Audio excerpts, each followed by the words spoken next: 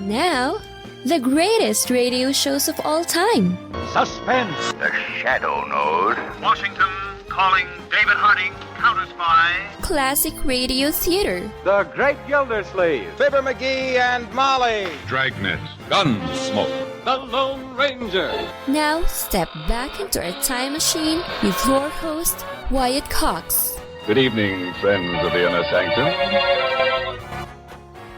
Crime on a Thursday, episodes of Boston Blackie, Dangerous Assignment, Let George Do It, Calling All Cars, and Claudia. That's all straight ahead on this Sure Happy It's Thursday, 13th day of August. Yes, Friday the 13th came on a Thursday this month. 225th day of the year, 140 days left in 2026. Harry Brierley invented stainless steel on this date in 1913. Women enlisted in the Marine Corps for the first time on this date in 1918. Opha May Johnson, the first woman to become a Marine. Adolf Hitler rejected the post of Vice Chancellor for Germany on this date in 1932, saying he was prepared to hold out for all or nothing. The comic strip Little Abner by Al Capp made its debut on this date in 1934. The Luftwaffe launched a series of attacks on British fighter bases and radar installations on this date in 1940. In 1942 on this date, Walt Disney's animated feature Bambi premiered at Radio City Music Hall in New York City. It was on this date in 1961 Berlin divided as East Germany sealed off the border between the city's eastern and western sectors in order to halt the flight of refugees. Years later, this Berlin resident recalled being separated from her sister, who was staying with relatives across the border. It was an absolute chaos. It was terrible. People crying, shouting. I just remember I was so frightened. I thought, we'd never see my sister. The reunions would happen on November 9th, 1989, when the Berlin Wall would finally fall. The first public appearance of the group with no name on this date in 1965. That is, until they were introduced. It was about 2 days before we opened that we were thinking of a name, and we couldn't think of a name. We had these dumb names. And we kept saying to ourselves, let's call ourselves Jefferson Airplane. So we used to crack up at that because that was so out of it, you know. But every time we tell our friends, you know, the names, we'd throw in the funny name, and they'd all laugh, you know. We'd say, you know, all our friends, when everybody had the same story, when they tell their friends the names and they get to Jefferson Airplane, they would crack up. It was so stupid. So the opening night, we walked out on stage and we said, hey, what is it? I don't know. Jefferson Airplane. Okay, great. What the hell? So we went out and we played, and bang, you know, it was just great. And as we were walking off the set, Paul said, Jefferson Airplane loves you. Marty Balin, who the naming of Jefferson Airplane, introduced on this date at his nightclub, The Matrix. They are now Jefferson Starship, or just Starship. And Balin passed away a few years ago. The roof of the uncompleted Rosemont Horizon near Chicago collapsed in 1979, killing 5 workers and injuring 16.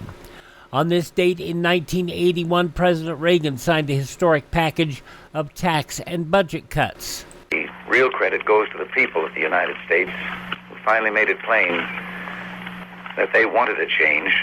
The president said the laws would reverse bad practices that were nearly 50 years in the making.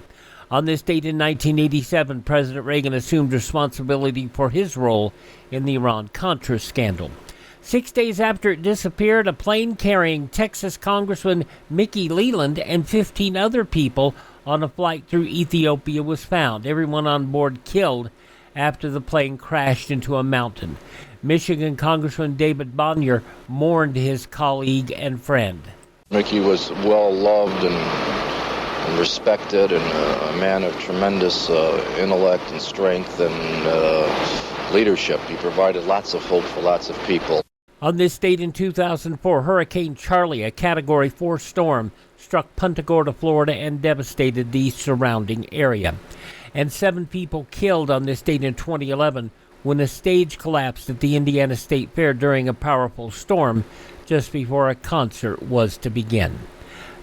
lot of people passing away of note on this date in history, among them Julia Child. Jellyfish. You take the stomach out, get the chicken that has the head on and it has the feet. You can improve the flavor of your wine if you drop a live eel into the bottle. When you try it, let me know if it works. The French chef Julia Child, passing away on this date in 2004. Also passing away on this date, Florence Nightingale, writer H.G. Wells, singer-songwriter Joe Tex, Joe E. Ross from Car 54, Where Are You?, the designer of the Barbie, Jack Ryan, baseball's Mickey Mantle, Demolition Crush, Brian Adams, the pro wrestler, journalist-author Edwin Newman, the editor-in-chief of Cosmopolitan magazine for 32 years, Helen Gurley Brown, R2-D2 in Star Wars, Kenny Baker, WWE wrestler and the father of Natalia Neidhart, or just Natty, Jim Neidhart, passing away on this date. The entrepreneur, founder of Famous Amos Cookies, Wally Amos, passing on this date. And singer-songwriter, guitarist, and radio host, Greg Kinn. Birthdays on this date include Alfred Hitchcock. I know that in a theater there is a screen, and it's a large white rectangle, and its proportions are what we call technically 185 to 1. I have that screen in my mind all the time. Looking through the camera conveys nothing to me but confirmation of what I've already conceived visually. The legendary film director Alfred Hitchcock, born on this date in history. Also born on this date, sharpshooter Annie Oakley, actor Burt Lahr from The Wizard of Oz, actor Buddy Rogers, who was one of the first winners of an Academy Award, golfer Ben Hogan, musician George Shearing, Fidel Castro, musician Don Ho, the man who wrote and played the happy organ, Dave Baby Cortez, and Dan Fogelberg, who talked in this clip about the early years of being a musician. With the newfound freedom of living away from home and making my own hours, etc., I found myself hanging out in coffee houses more with other musicians. And it was a very exciting time then because everyone was picking up a guitar and writing songs. And I had a pretty good jump on them at that point.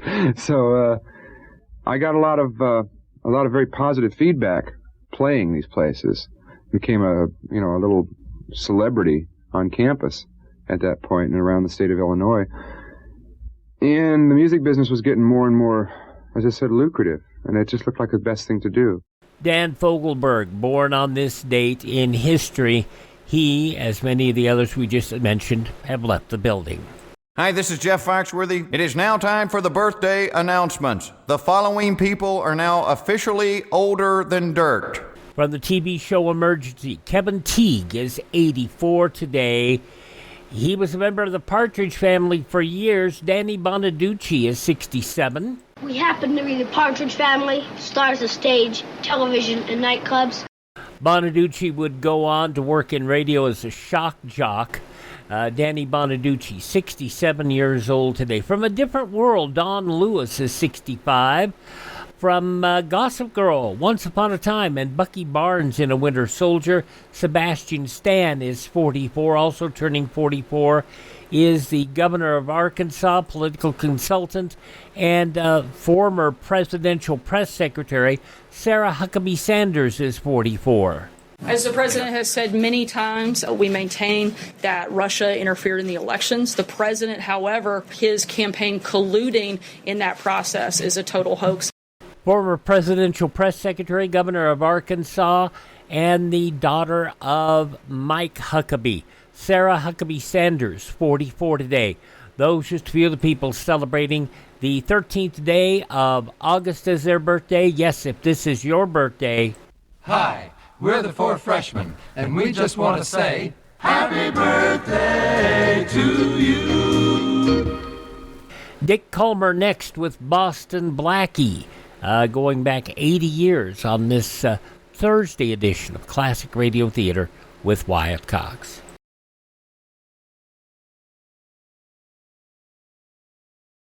Keep your guard up. That's the key slogan of the 1950 National Guard recruiting drive, and it's a slogan as timely as today's headlines.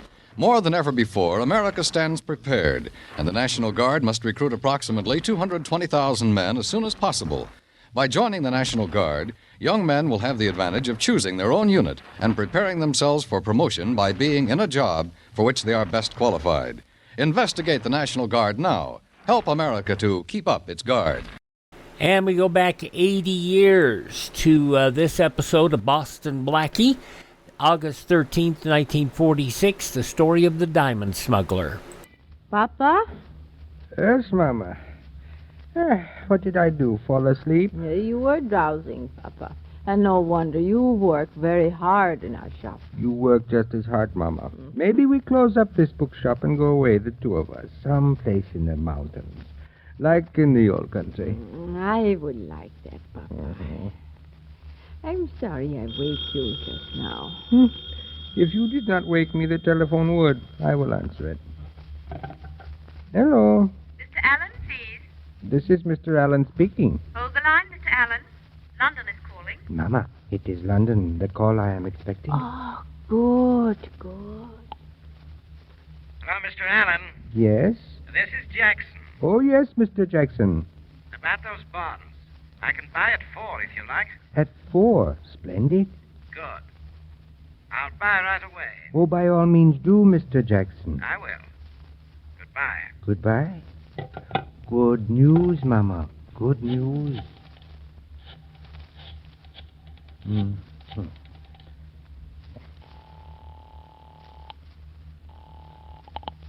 Hello? Mr. Bernard? Yes? You know who this is? Oh, yes. About that car you were going to get me. Yes? I want to make certain it has 4 good tires. 4. Don't worry. It'll have 4 good tires. Is that all? That is all, Mr. Bernard. Goodbye. Bye. Mama? Oh, Mama? Yes, Papa. Mama, the arrangements are all complete. They are. That's good. Very good. We are smuggling in another $150,000 worth of diamonds. We'll have them tomorrow.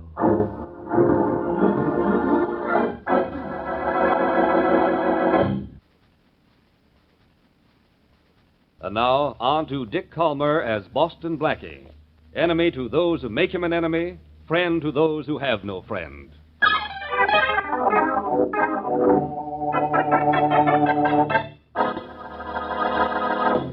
Well, Mr. Brown, are you customs officials officially satisfied that I'm not smuggling anything into your fair country? We're satisfied you don't have anything on you or in your luggage, Mr. Lewis. But we know you're smuggling stuff into this country. And we'll catch you with it one of these days. You hope. Goodbye. I wouldn't be so smug, Lewis. There might be a next time, you know. Ha ha. Miss Weeks, I'm leaving my office. I may not be back for several days. I'm devoting that much time to following a certain Mr. Frank Lewis.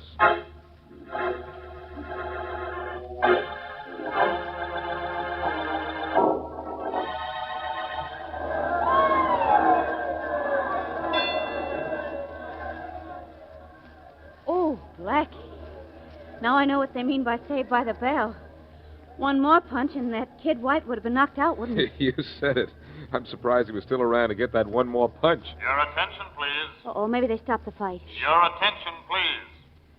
Will Boston Blackie please go to the telephone at booth 6?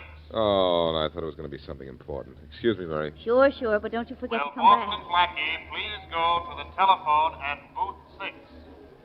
Boston Blackie wanted on the telephone at booth 6. I'll probably miss the knockout now because Inspector Faraday has caught something. Probably a cold like mine. Booth 6. Where's booth 6? Oh, here it is. 6, right here. Hello? Blackie? Yes? Blackie, this is Charlie Kingston. Charlie, how are you? Never mind, don't tell me. I'll tell you. You've just put over another $1 million deal and you want to brag about it. No, it isn't that. Blackie, I'm sorry to have bothered you with the fight, but I have to see you here at my house tomorrow afternoon, and I didn't want you to make any other plans. I'm worried. Terribly worried. Blackie, you've got to be here tomorrow afternoon at 3 o'clock sharp.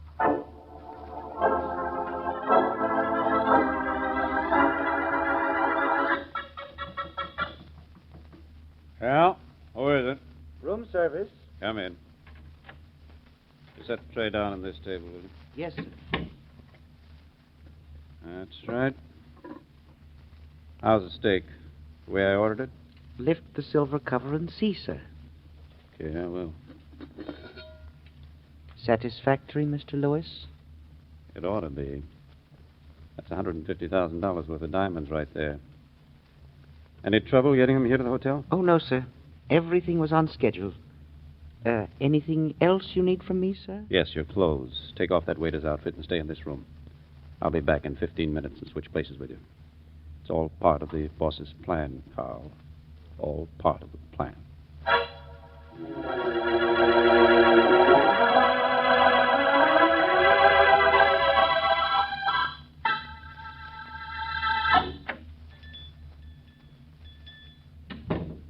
Hello, Papa. Well, Mr. Lewis, I'm glad to see you. I see you changed your clothes with Carl the waiter, as I instructed you to do. Wait, I locked the door, pulled down the shade. There. Now. Well, Papa, I certainly know by now how smart you are. I follow orders. Good. You are the only one in our organization who knows me. I'm happy you follow things as I decide them. Did anyone see you leave the hotel? Not a chance. If anyone was trailing me from the plane, they think I'm still in my hotel room. I came down the service elevator and out of the service entrance.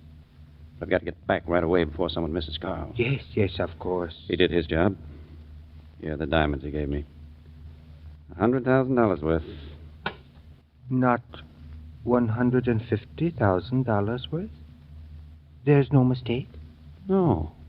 Oh, perhaps I am mistaken. I received a call from London with a code message mentioning the amount and the number 4, which means that the diamonds were to be taped under seat 4 on your plane. That's right. I sat over them right across the ocean. Then I called our friend Joe at the airport, told him in code, of course, to get the diamonds from under seat 4 after the plane had landed and give them to his roommate. Who naturally is Carl, the waiter. These are the diamonds he gave me. I was almost positive our London friend said $150,000, but, well, I might have been mistaken. Mama. Yes, Papa. A cup of tea for Mr. Lewis. He has brought us $100,000 worth of diamonds. No, thanks. I don't care for any tea. Oh, but I must insist. You must drink a cup of tea as a token that you trust us, as we have trusted you.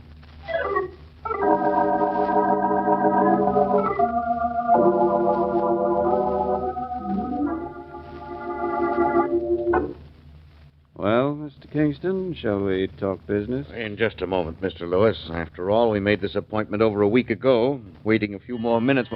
Oh, there he is now. Come in. Hello, Blackie. 3 o'clock sharp, just as you promised. How are you? On time, Charlie. How are you? Anxious to get down to business, and I will now that you're here. All right. Blackie, this is Mr. Lewis. Mr. Lewis, Boston Blackie. Howdy do, Mr. Blackie. How are you? Mr. Lewis is going to sell me $50,000 worth of diamonds, Blackie. For how much? 100,000? That would be a fair price. Fair to me, that is. Cup of tea, gentlemen? I think so. Why not? All right. Now, about these diamonds, Mr. Lewis. Yes. You say the diamonds are worth more than the $50,000. Much more. Here, take a look. You know diamonds, Blackie. Why the bargain, Lewis? Is this Be Kind to Kingston week? They're not stolen, Blackie. Well, then, let's drink to a good deal. To your health, gentlemen. Thank you. Thank you very much. Now let's get down to business. Good. Lewis, where do these diamonds come from? I'd know if they were hot. They're not even slightly warm, Blackie. So, what difference does it make where they come from? Mr. Lewis, what's the matter? Uh-oh. Blackie, what's the matter with him? Nothing that a little life couldn't cure. He's dead. Dead? And from the looks of him, I'd say he was poisoned. We'd better call the police. Police? Well, we can't, Blackie. I can't be involved in anything like this. I can't afford a scandal. You don't know what a scandal it might be. Something funny about these diamonds, but they're not hot. Chances are they were smuggled in, Charlie. A dead smuggler will be found in my apartment now. Blackie, that would ruin me. Blackie, please, now, get rid of the body. You can do it. Nobody will believe we had nothing to do with Lewis's death. Please, Blackie, get rid of this body for me. Okay, Charlie, I'll try. But what a field day it'll be for Faraday if he ever finds out about this.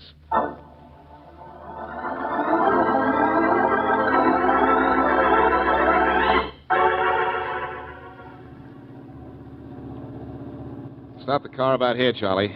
Any place along this road. All right.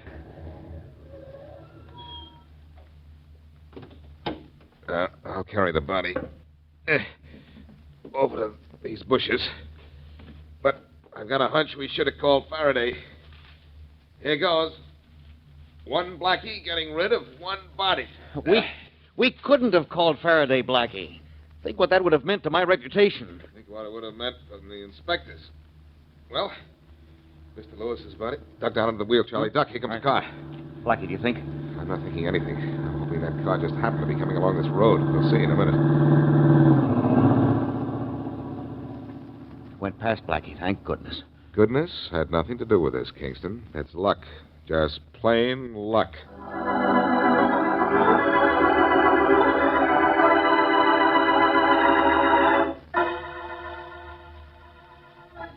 Look, Charlie, we're here at my apartment. We're safe so far. Stop pacing up and down. I can't help it. I'm worried.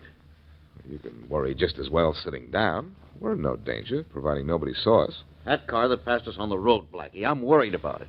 Well, I'm a little concerned about that myself. Oh, something tells me that's Faraday. The police? Well, Blackie, what'll we do?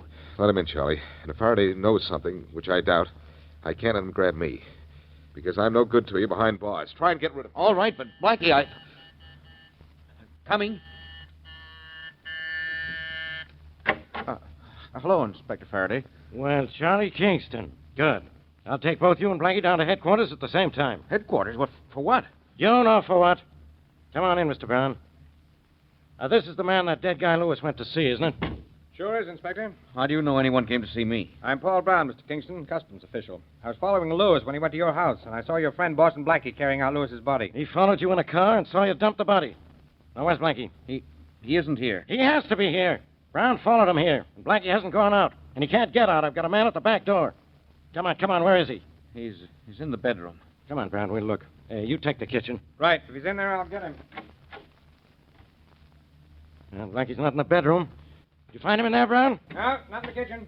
Well, he's in here somewhere. Look in the closets, everywhere. Right. Inspector Faraday, Blackie and I didn't kill Mr. Lewis. You didn't, huh?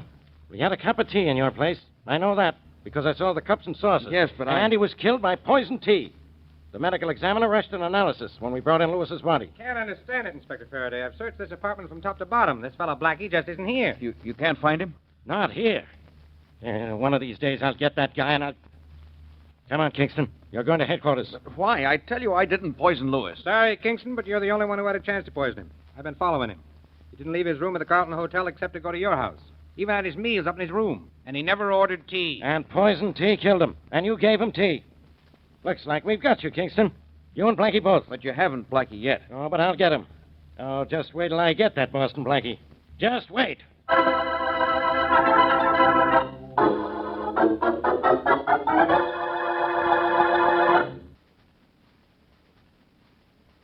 Now back to Boston Blackie.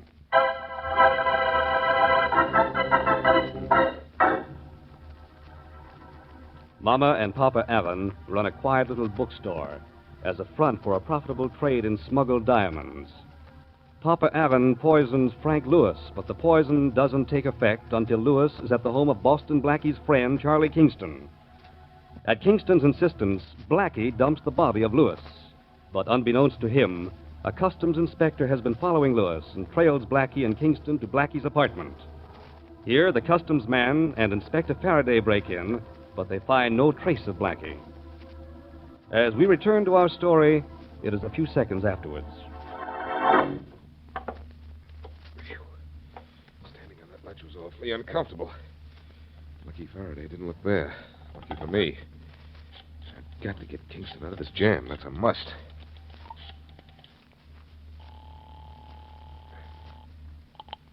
Hello? Mary. Oh, hello, Blackie. What's the matter? You sound excited. Not without reason. Only I won't tell you why now. Except that I spent the last 5 minutes on the ledge outside my living room window. Blackie, that ledge is only a foot wide and you're 9 stories up. You didn't stand on that. No, I'm glad to know that. You hear that, Nerves? Well, then stop jumping. Mary, listen. You've got to do something for me. Well, of course I will. What is it? A man named Frank Lewis had a room at the Carlton Hotel. I overheard that while I was out on the ledge. I want you to get a room there, too, and order something from room service. Only make sure you get the waiter who served Lewis earlier today. Well, how do I do that? Well, spread some money around, and you'll find which waiter it was. I want to look at him. I'll be around somewhere, Mary. Wait for the waiter, and then wait for me.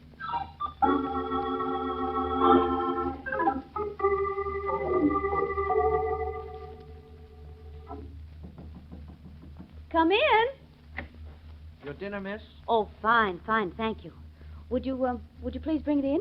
It was very complimentary of you to ask for me. Somebody recommended me? Yes, a friend who stayed here last week. Any place you'd like me to put the table, miss? Well, now, let me see. Over here by the window, I think. All right. There. You wish to sign the check? No, I think I'll pay for it. As you wish. Oh, dear. Now, where is my purse? Here on the chair, miss. Oh, yes, of course it's on the chair. Now, let's see. Oh, no, I think I'll sign for this thing. If I can just find a pencil. Here's a pencil, miss. Oh, thank you. There you are. It's all signed. Thank you, miss. Oh, just a minute. Just 1 minute, please. Yes, ma'am. Oh, my goodness. Now where did I put my purse? It's still on the chair, miss. Oh, isn't that silly of me? Oh, thank goodness. There he is now. Come in. Blackie, I thought you... Inspector Faraday. Hello, Miss Wesley. Surprised to see me? You can leave, waiter. Yes. You're expecting Blackie, huh? But he's not here yet, is he, Miss Wesley? Blackie? Oh, now who's Blackie? Ha. You're waiting here for Blackie, all right. Sooner or later, he'll be here. I'll be in touch with you. Then I'll be waiting for him with open arms.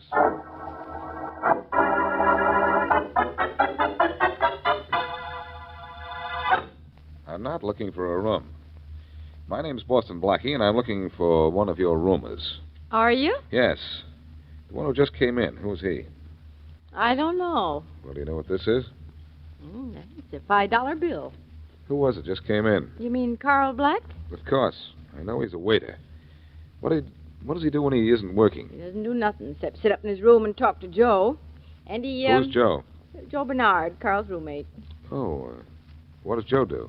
He work at the Hotel Carlton, too? No, he's a mechanic at the airport. Which airport? The one where those big planes come in from overseas. Uh-huh.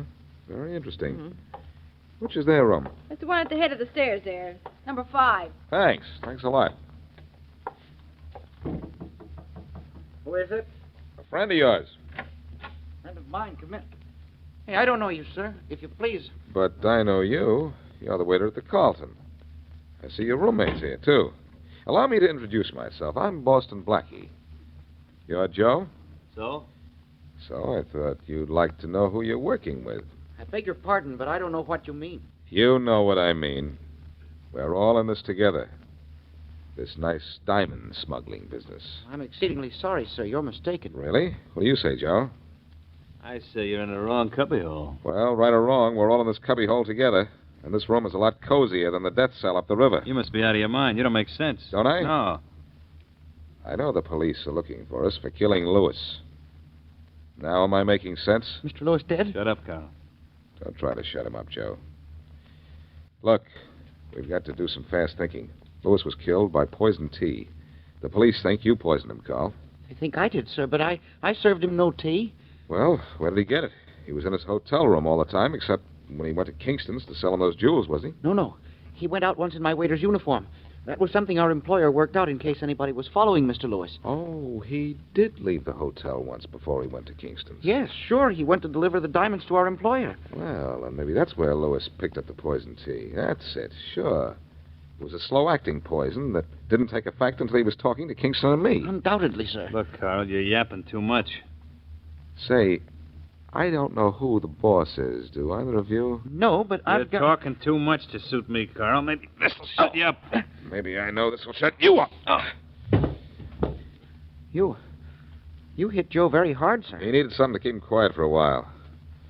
Now, You have any idea who the boss is? No, sir, I haven't.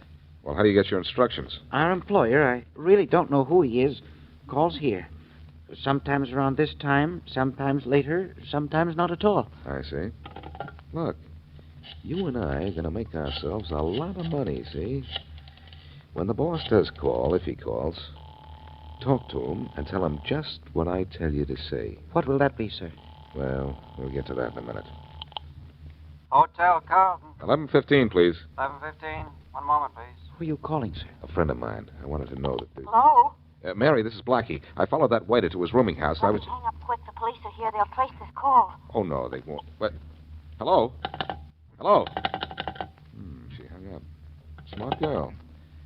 But if she hung up too soon, maybe she was too smart.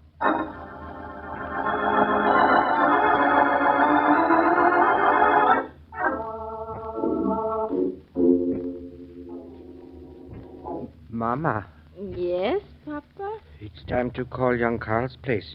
You keep on resting, Mama. You've had a hard day. I'll call. All right, Papa. We received a new shipment of children's books today. Oh, we did? That's nice. Some lovely books, too. Delightful stories. Delightful. Hello? Hello, Carl. Yes, this is Carl. Carl, will you please tell Joe something for me? Next I beg your pardon, sir, but I have a message from Joe and myself for you. What is this?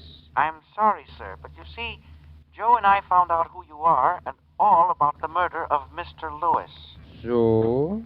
In view of the fact that Joe and I have all this additional knowledge, sir, couldn't we have a little meeting? You say you know who I am. I think you are not telling the truth. I, sir? A liar? Oh, no, sir. But I can understand your doubts. A hopeful doubt, isn't it, sir? Perhaps I am lying, but can you afford to take that chance? Now, won't you come to see us, sir? We'd be so happy to have you.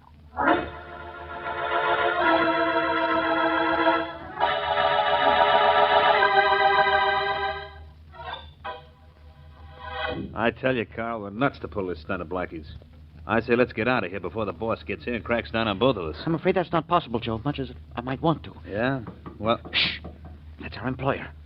I'm sure we should do what Blackie told us. Okay, we'll give it a whirl. Come in.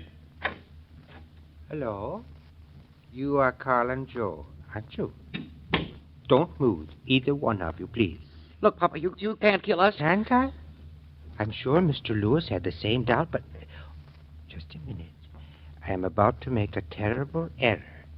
There are 3 hats on the table here, and so far I have accounted for only 2 heads. I think perhaps the third one might belong to someone hiding in this closet. So, come out, young man. I have a gun in my hand. I see it, thank you. But it's the look in your eye that frightens me more. Blackie, you're responsible for all this. Shut up, Carl. Blackie? So, this is Mr. Boston Blackie. Well, Mr. Blackie, you are about to make the headlines again, but this time not as a hero, but as a corpse. I am so sorry I have... I'm sorry to have to do this to you. Hi, Blackie.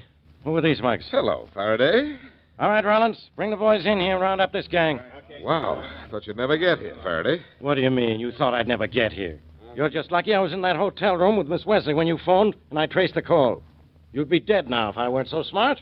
I knew you were in that room with Mary, Faraday. That's why I made the call. I wanted you to trace it. You wanted me to? Sure. I not only wanted you to get me out of this jam, but I wanted to show, well, I must show my appreciation. I have arranged for you to pick up Carl here, and Joe, and Papa. Now, I've given you a nice haul. Now, suppose you haul me home. I'm tired.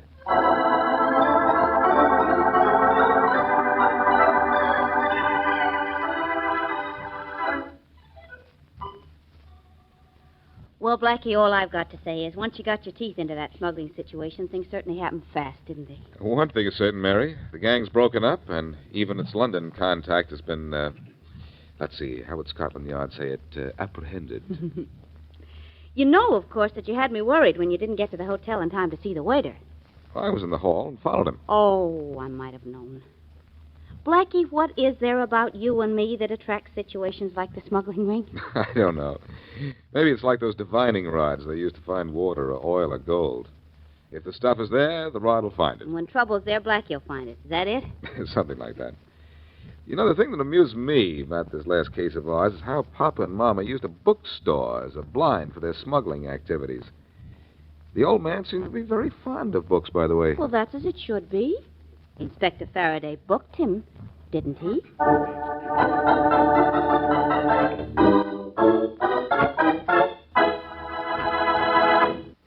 August 13th, 1946, Dick Kollmar as Boston Blackie here on Classic Radio Theater with Wyatt Cox. Up next, Brian Donlevy takes us on a dangerous assignment.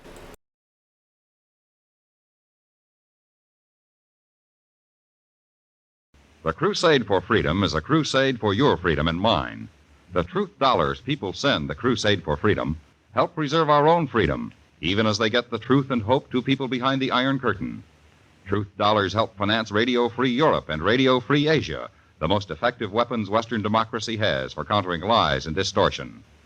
Send your contribution to the Crusade for Freedom, care of your local postmaster. That's Crusade for Freedom, care of your local postmaster. Now we go back 77 years to August 13th, 1949, an episode, in fact, the 6th episode of Dangerous Assignment starring Brian Donlevy and the story of the alien smuggling ring. The National Broadcasting Company brings you Brian Donlevy as Steve Mitchell in Dangerous Assignment.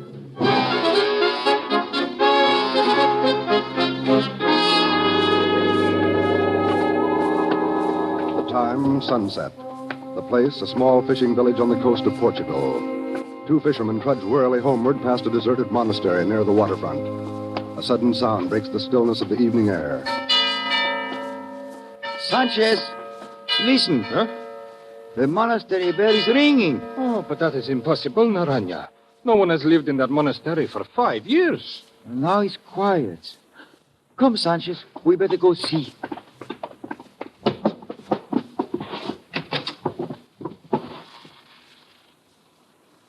Oh, Naranja, here is some food and blankets. Someone has been living here. Oh, Sanchez, look. Oh, Madre mia. A man hanging from the bell rope. Quick, let us cut him down. It's too late, Naranja. He's dead.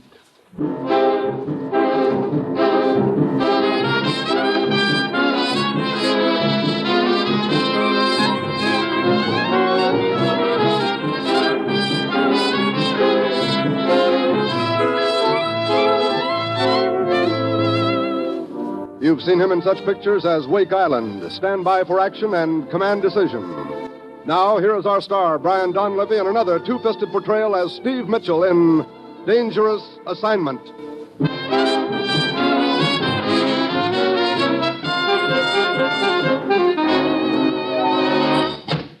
Hi, Commissioner. You know, you pull me away from more big deals. I want to talk to you about Allen Prescott, Steve. Oh, is he back? That's good. No, he's not back. Steve, Allen Prescott is dead. Let me have that again. I'm sorry, Steve. I know he was one of your best friends. Allen dead? How did it happen, Commissioner? He was found hanging from a bell rope in a deserted monastery. Where? Portuguese fishing village. Zimbra is the name of it. What was he doing there? Allen had been assigned to investigate rumors about a wholesale racket to smuggle aliens into the United States. Oh, well, looks like he got too warm. Yeah. Steve, I figured you'd want this assignment. I do. Have we any contacts over there? One, and for a change, it's a man we know we can trust. He's helped us before in the past, and he was working with Allen on this illegal entry investigation. What's his name? Perez. He runs a pet shop in Zimbra. That'll be your first stop in Portugal. Okay. As usual, you'll pose as a foreign correspondent. Steve, I want you to go over there and find the men who killed Allen and get enough information so we can smash their racket. You've got your assignment. Good luck.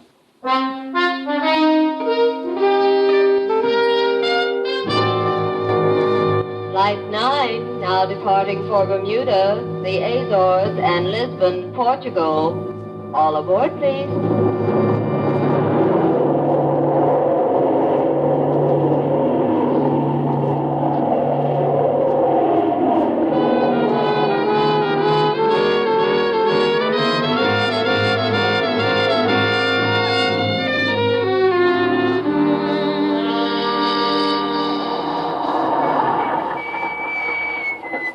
Here is Senor Perez's pet shop, and his light is still on. Yeah. Okay, driver. Here you are. Oh, gracias. You want me to wait for you, senor? No, thanks.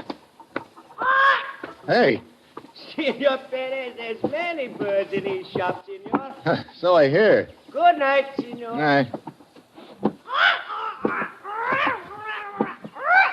Boy, what a menagerie.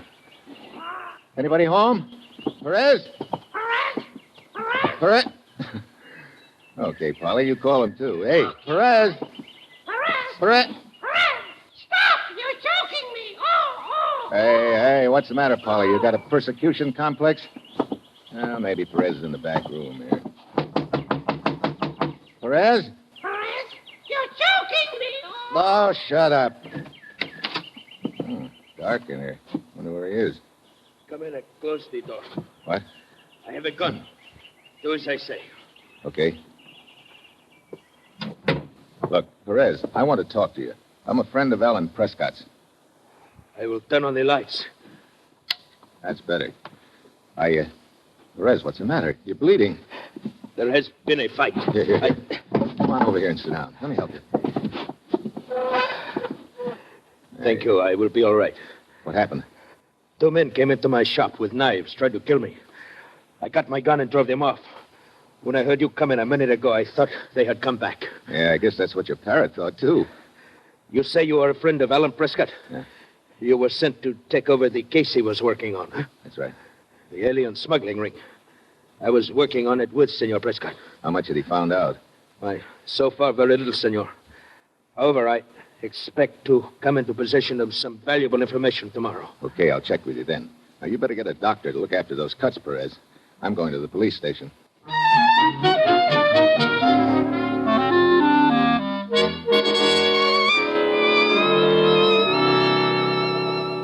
The sergeant at the desk that you wish to see me, senor? Yeah.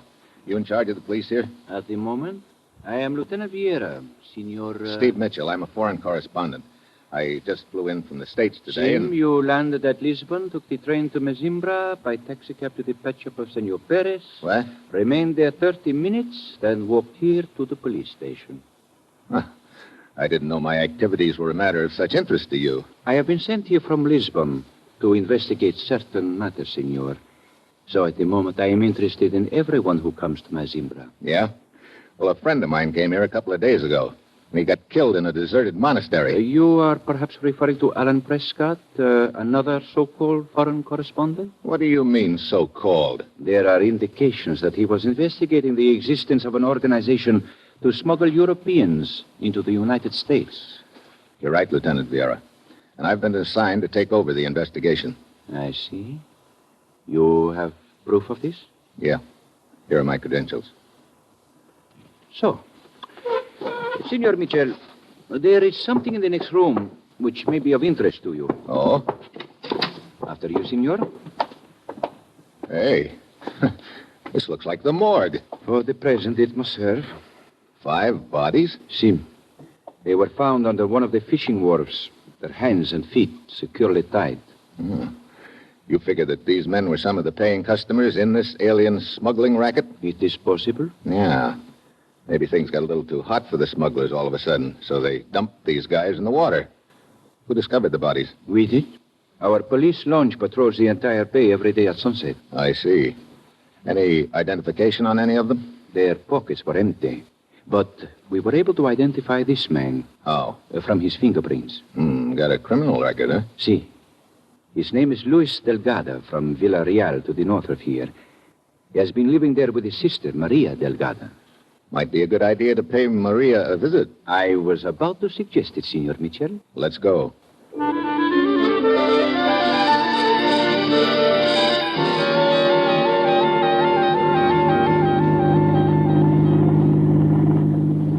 How much farther to Villarreal, Lieutenant? But a few miles, Mitchell. You sure believe in taking precautions, don't you? Senor? Having one of your boys tail us.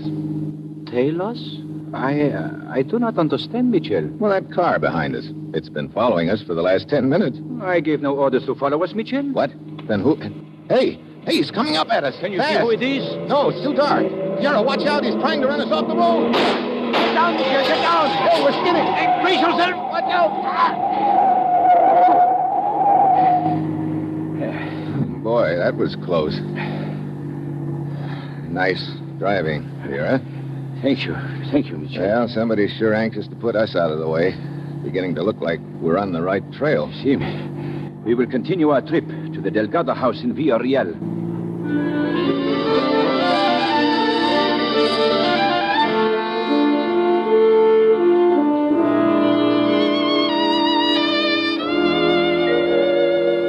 I regret to bring you this news of your brother's death, Senorita Delgado. You say he was drowned in the bay, Senor Lieutenant?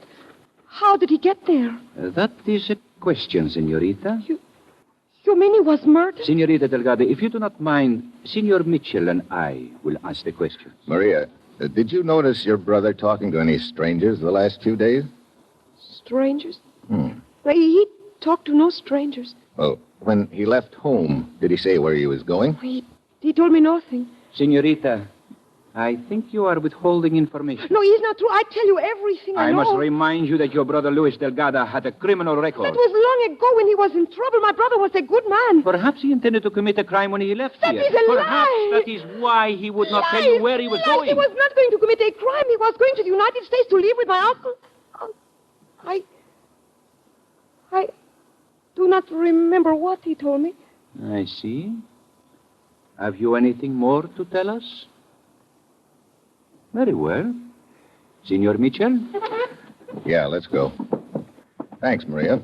We will question you more if necessary, Senorita. Night. Well, Maria sure clammed up all of a sudden. But not until she told us what we wanted to hear. See? You know, it's a cinch that some of the arrangements on these deals are made in the United States.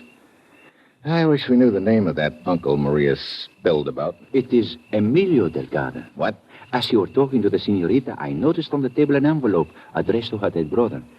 In the upper left-hand corner was the name Emilio Delgado. Was there an address? I do not know if it was an address or not. Mitchell, in the United States, is there a place called Bronx? Bronx? Yeah. That's an address, all right. Well, good work, Lieutenant. Let's go to the nearest telegraph office.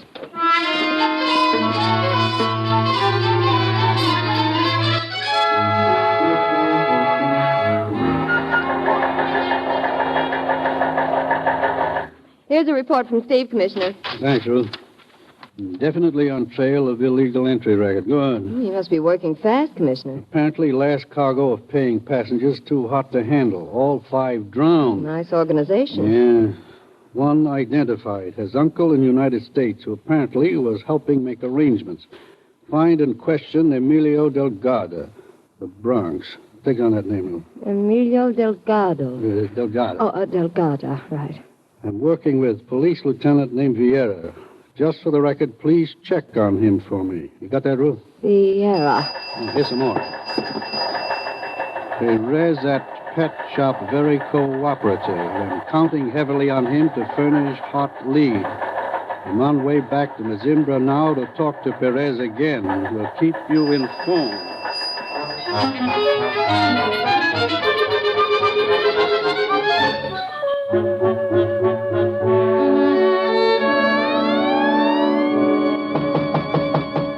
Come in. Ah, Senor Mitchell. Lieutenant Vera, I'm worried. Jim? I've been counting on Perez at the pet shop to give me some hot information he hinted at yesterday. Perez? As soon as we got back from Villarreal last night, I went to his parrot palace, and he wasn't there. I've been there on and off all day today, and he still hasn't shown up. Jim, he has shown up, Senor Mitchell. Oh, has he? Well, that's good. No, it is not good. What do you mean? This afternoon, A fisherman saw something floating in the bay. A man, face down. It was Perez.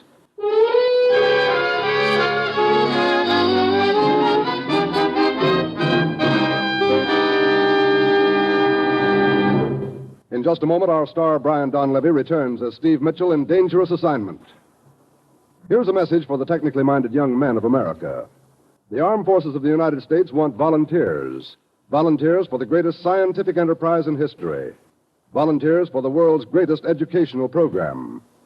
The new scientific armed forces offer training in dozens of technical specialties. Radar, radio, diesel, jet propulsion, aviation, and many, many others.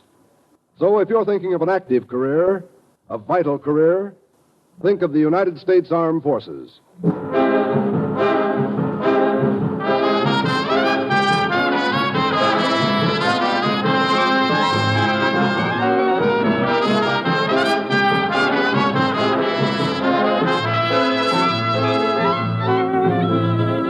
Now, the National Broadcasting Company brings you Act Two of Dangerous Assignment, starring Brian Donlevy in the role of Steve Mitchell.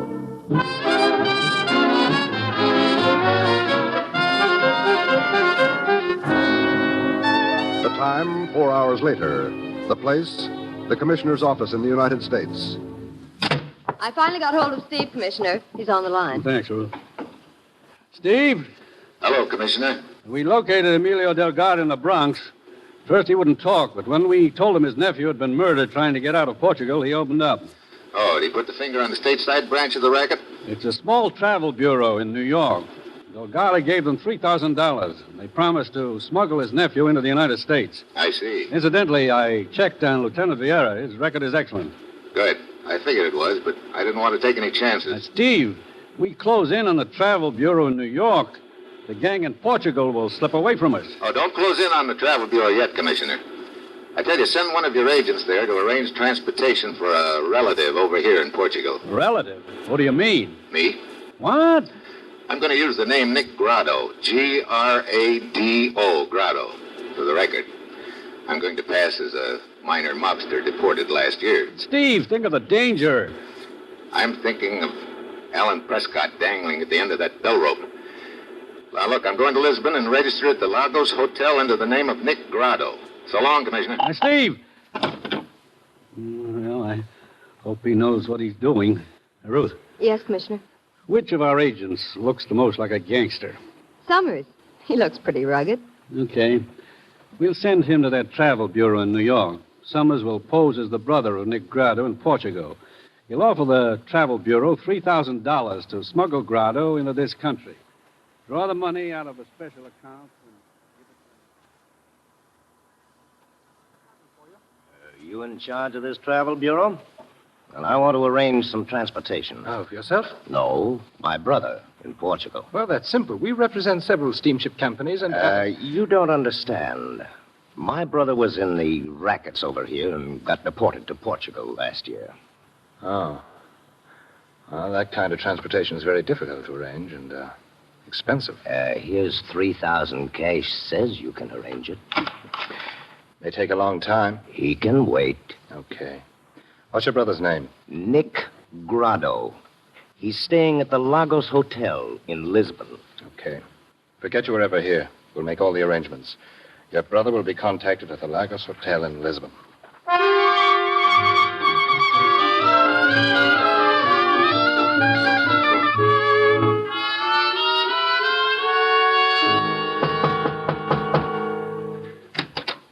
Yeah? Your name, Nick Grado. Who are you? Bogota. You want to take a trip, Grado? Trip? Your brother in America arranged it. Oh, okay. Well, I'm all packed up. Do not carry any identification. You have your money and valuables? Yeah, right here on me, Bogota. Good. The car is outside. Where are we going? To the cliffs, overlooking the sea. Near Mezimbra. Cliffs? See, there's a cave at the waterline. You will wait for the boat there. Okay, let's go.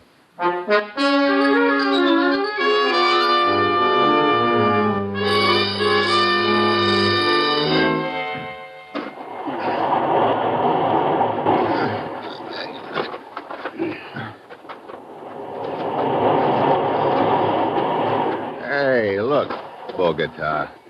Climbing down the side of a cliff in the dark is not my idea of fun. How about a light? No, we are almost there. To your right a little. Okay. There. You see the entrance now? Yeah. Pretty well hidden, isn't it? You see. Hey, there's enough room inside the entrance to dock a boat. See. Follow the ledge you are on. Into the cave. Okay.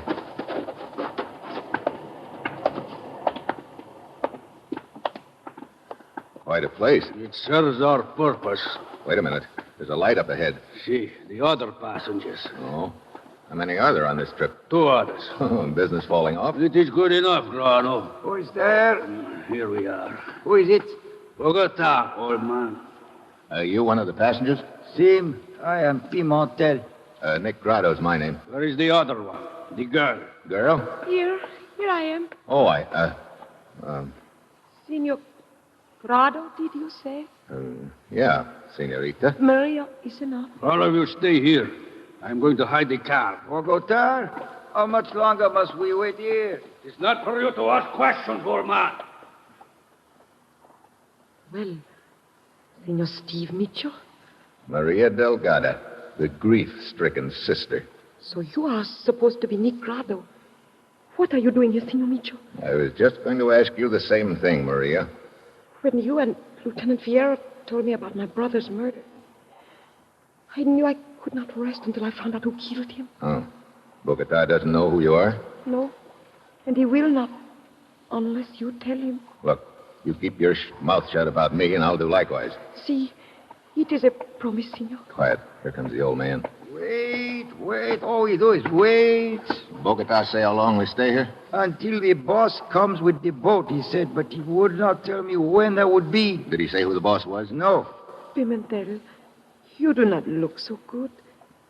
Why you don't try to rest? Oh, thank you for your kindness, Senorita. I'm sick and an old man, but everything will be all right when I get to America. Everything. Means a lot to you, huh?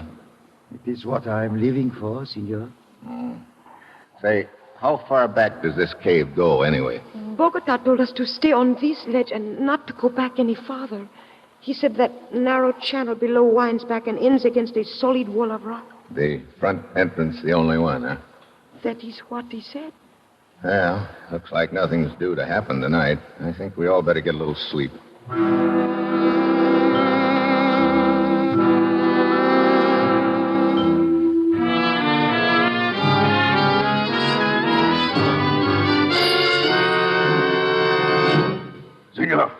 Senor, wake up. Huh? Oh, Bogota. It's past noon. Wake up. You, old man, wake up. Bogota. Oh, what is the meaning of this? Take all the money and valuables out of your pockets. Pile them on the rock here. Hey, what is this? What are you doing with that gun? Do as I say, all of you. And as for you, Senor Mitchell. Mitchell? See, we know who you are. Well, thanks for tipping them off, Maria. No, I did not tell them, Stephen. I swear it. The boss wishes to talk to you, Mitchell. The boss? When did he arrive? I came in my boat while you were asleep, Mitchell. What? Perez. Hey, what is this? The police told me you were dead. The real Perez is dead, Mitchell. Real Perez? Wait a minute. You mean when I talked to you in Perez's pet shop? I had just killed Perez before you came in. You assumed I was Perez. I played along with you. After you left, I threw his body in the bay. Great. So you're the boy who's running this racket. A profitable one, I assure you. Yeah, and a vicious one. You get the passengers out here. You take their money and kill them. Instead of a ticket to the United States, they get a ticket to the morgue. What? You mean we will not be taken to America? What do you think, old man? Come, Bogota. We will go back to the entrance. What happens now? For the present, you will all wait here. And, Senor Mitchell, I would not advise you to an attempt an escape. There's only one entrance to this cave, and Bogota and I will be guarding that entrance with guns.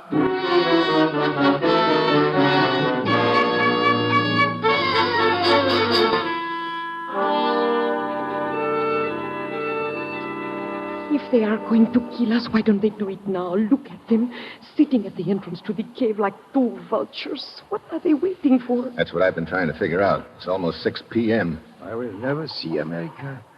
It was just a dream. It's all over for me. Bogota, you fool. Do not light your cigarette here in the entrance. The launch will see you. The launch?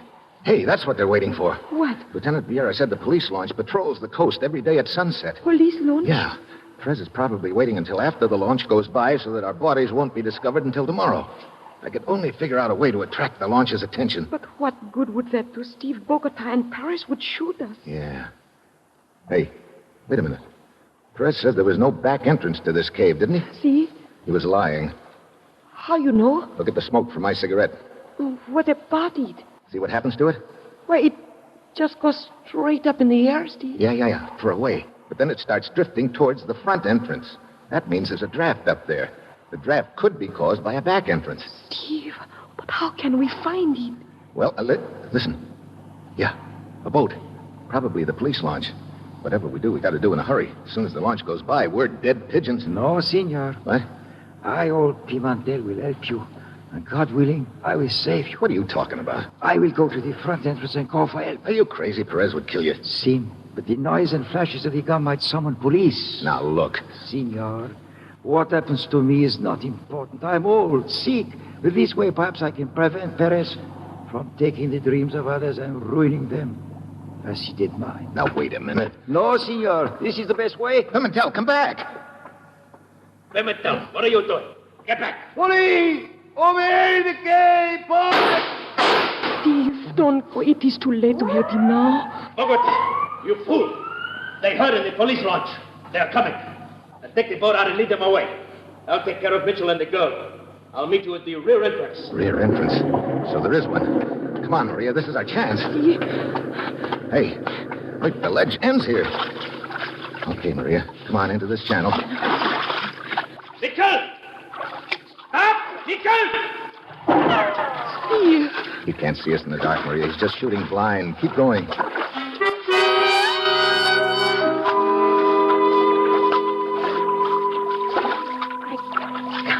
I think, Steve, it is so dark in here.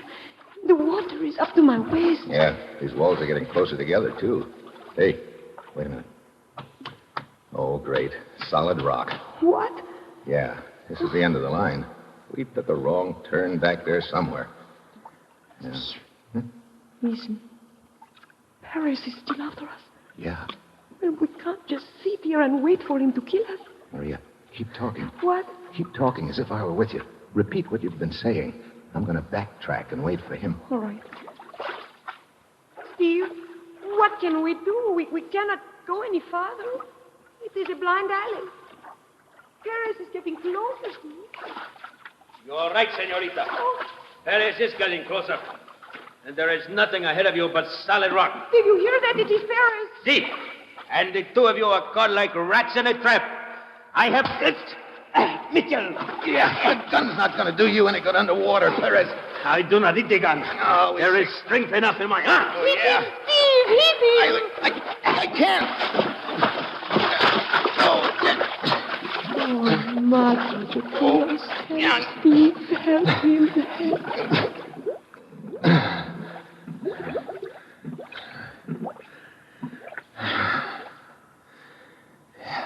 Steve? That's okay, Maria. Oh, I could not tell which one of you was which, Steve. Yeah, I was a little in doubt myself for a second or two. Come on, Maria, let's get out of this rat trap.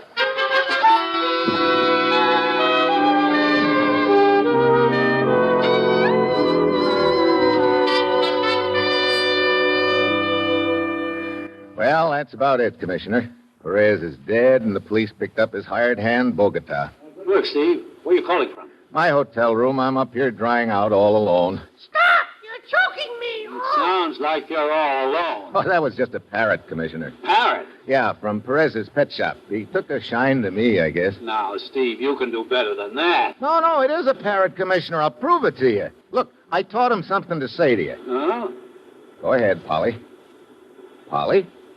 Drop dead! Drop dead! Steve! So long, Commissioner.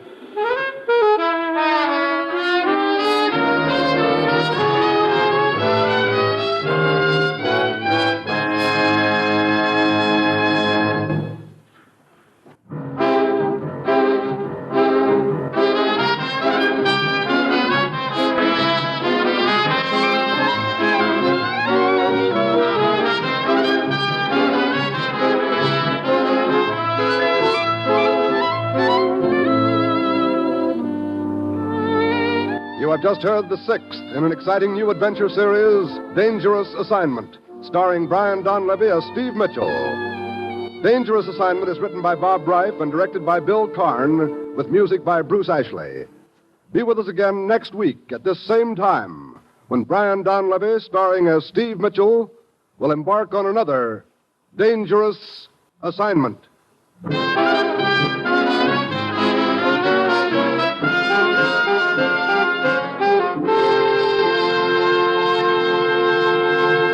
This program came to you from Hollywood.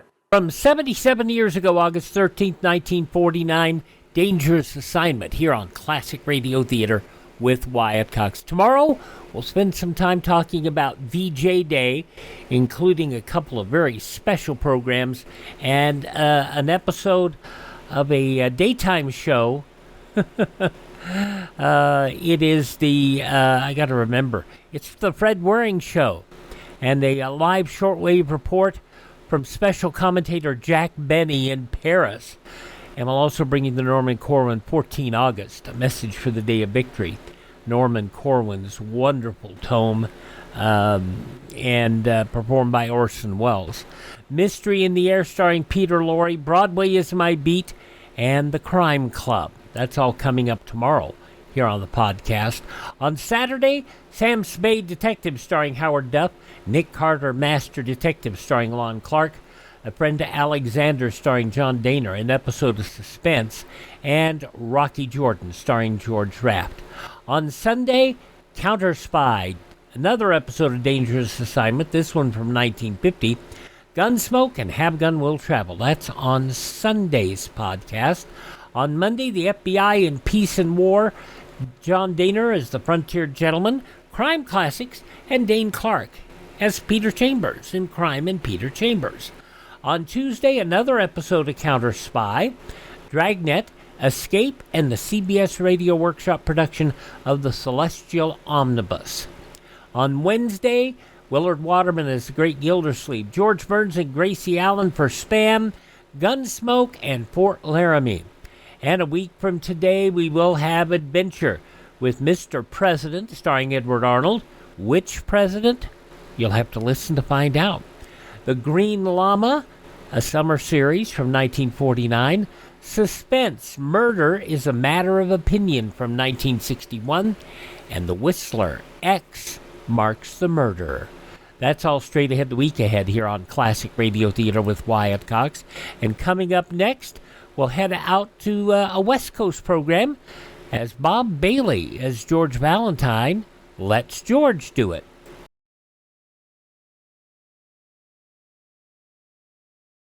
Happy Birthday, America, a dramatic reading by Mary Alice Murphy. Happy birthday, America. Here's a kiss and a squeeze. Thank you a lot for your beautiful trees. You grew them real tall and put them in forest to help out the carpenters and the squirrels and the florists. Yes, thank you, America, for the trees in your hair and for keeping them safe with Smokey Bear. A public service on behalf of your state foresters, the Forest Service, and the Ad Council. And Mary Alice Murphy. We continue now on this Thursday Classic Radio Theater with Wyatt Cox, a program brought on the West Coast by Standard Oil. It was also re-edited, and Mutual was able to do that. They re-edited it for broadcast in New York City over WOR, but it never was a national show that I've been able to find. Anyway, Bob Bailey, Virginia Gregg, Let George Do It. Going back 75 years, August 13th, 1951, The Fearless Clown. Personal notice, danger's my stock and trade. If the job's too tough for you to handle, you got a job for me, George Valentine. Write full details.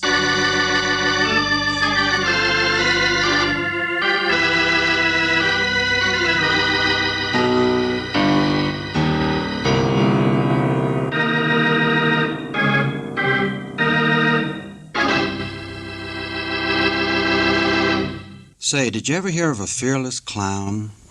Well, just in case you haven't, that's the title of our Let George Do It adventure. Now, you're probably wondering what a clown has to fear in the first place, unless maybe it's a nasty elephant.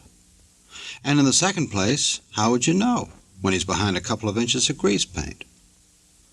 Well, all I know is that a very nervous girl is most concerned about a certain clown, and she's telling George Valentine all about it.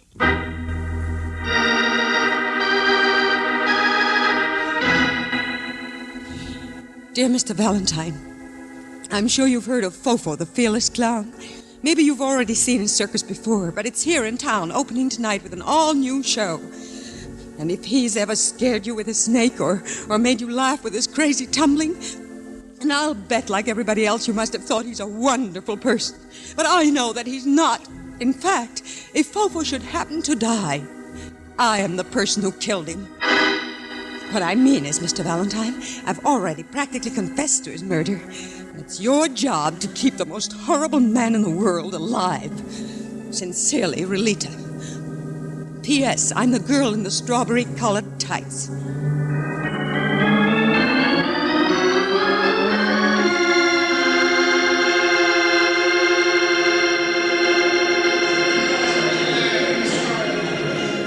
Hey, there she is, riding the lead elephant. How could you miss her? Oh, you spotted her before, this Relita? The tights, darling. Or didn't you notice them? Foolish question.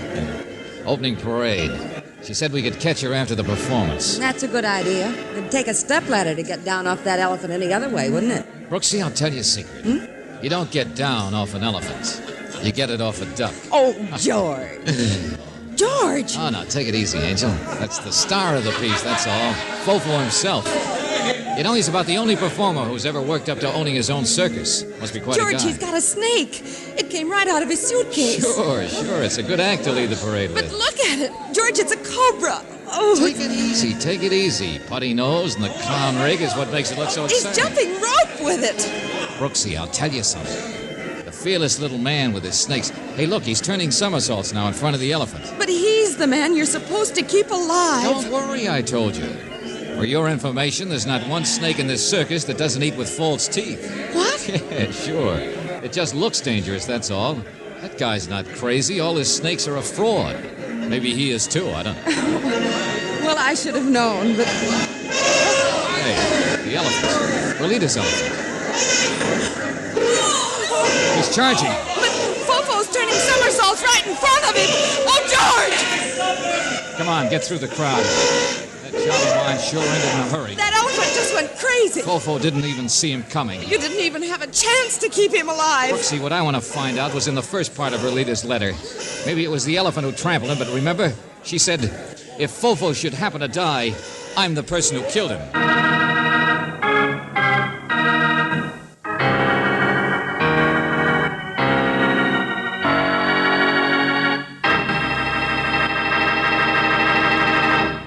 Well, it looks like poor old Fofo has gone bye-bye. And you know what? They'll probably blame it all on that nice elephant. We'll find out what's going on behind the scene in just a minute. But first, let's take time out for this. Now let's get back to George and Brooksy. Right now, they're backstage at the circus. George. Angel, doctor says he's still alive. They got him into the ambulance as fast as possible. He's on his way to the hospital right now. Mr. Valentine, it was an accident, wasn't it? Well? George, you saw it yourself. That elephant just went crazy or something, didn't you see? He charged straight ahead. If Fofo hadn't been so close to him. Sure, I saw it all right. Relita, I think you'd better tell me about yourself in a hurry. Yes, of course. Well, it's really quite simple. I'm new with the circus. I do a little acrobatic dancing. I used to be with an act in nightclubs. Well, it's rather hard to say this. I'm married, you see, and oh, Mr. Valentine, Fofo's death was an accident. That's all it could have been. Relita, we do need to know your story, but maybe not all of it. Well, it's Fofo is very attractive and charming, and well, anyway, he saw me act, and I met him. He wanted me to come with his circus. Now I have to stay with the circus. What do you mean? I think he must have enjoyed being in danger. I got mixed up with him. What do you think I mean? Okay. Emotional blackmail. Does that make it simpler for you? I wrote exactly why I was going to kill him, and well, don't look like that. I didn't give him the letter or go out and buy a gun. In fact, I just tore it up. Oh, no, what I mean is I put it in my wastebasket. I'd worked up my steam, I guess. Anyway, I wrote everything to my husband instead, and I mailed that, and he understands. Well, why were you so frightened? Why did you want me? After the show that night, I came back to my dressing room, and the note I wrote to Fofo was gone, disappeared. Somebody had taken it out of my wastebasket. Uh-huh. You wanted me to find out who and get the letter back, huh? Yes, whoever had that note could murder Fofo and use it to put the blame on you. And I don't know who that could be. I don't know the people around here yet, but Fofo's so popular, I can't imagine anyone else wanting to use that letter of mine I would kill him any day of the week. What? Otto! The show must go on, but somebody else can lead the band, eh? I wanted to find you, my child. Relita, she will be all upset, I said to myself. Otto, what did you mean?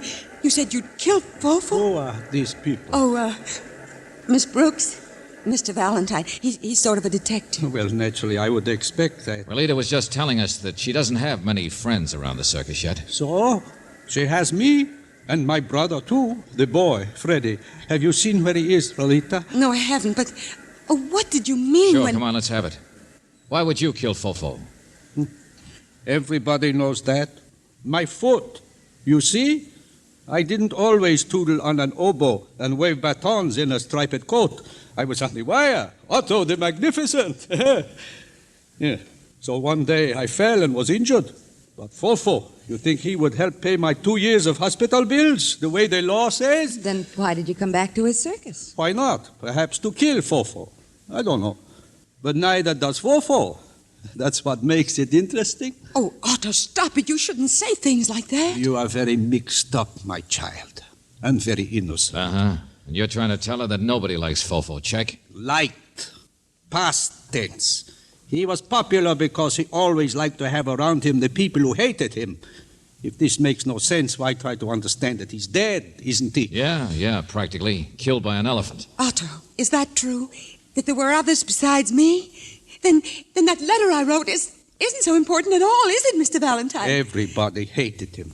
Even my little brother Freddie, the sweetest boy in the world.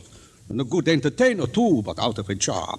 You think Fofo would give him work? No, Fofo laughs. He thinks it is funny I should have to support my brother. Skip it, Otto. What about the man who was with the elephant? What? The one walking alongside when it happened in there, trainer, whatever he is. His name is Boxer. Well, I don't know, but he probably hates Fofo too. Okay, thanks. You've covered up enough for Relita. What? George, where are you going? Well, I'll start with the snakes, I guess.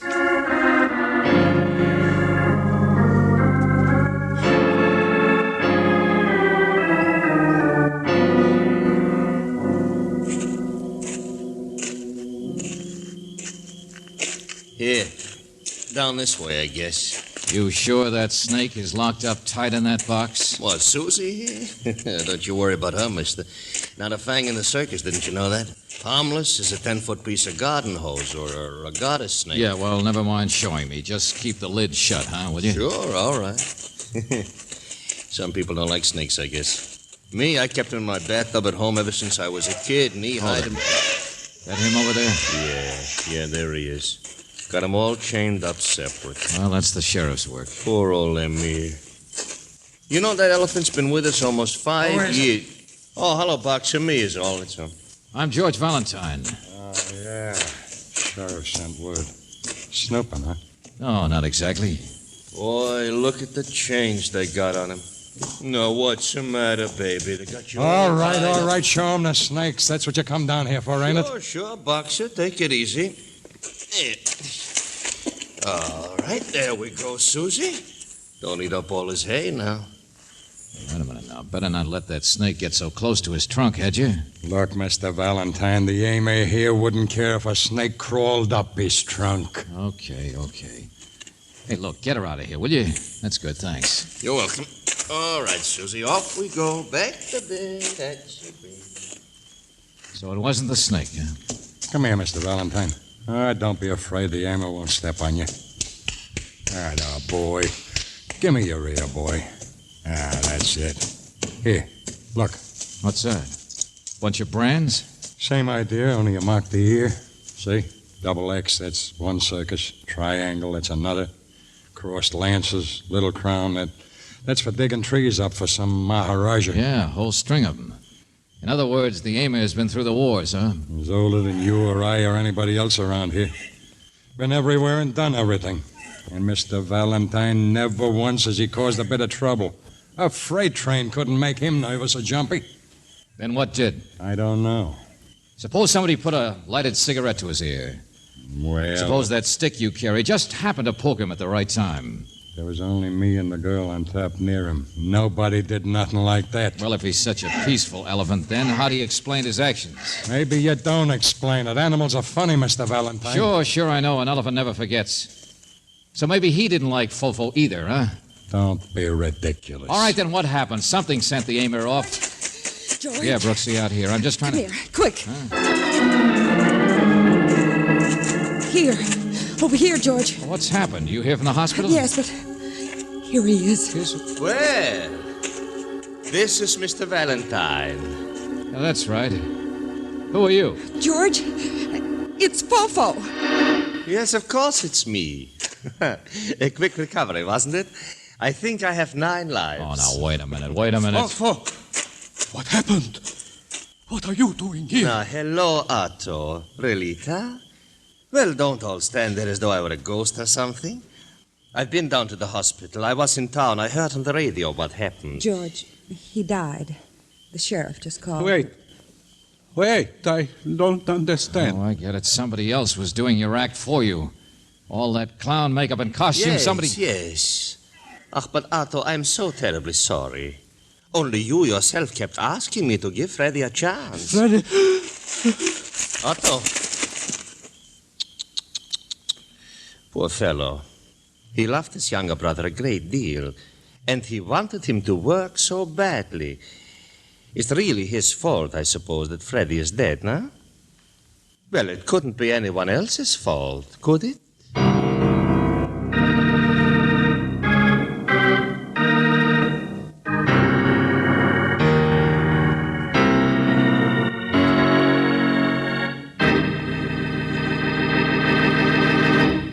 We'll return to our adventure with George Valentine in just a moment.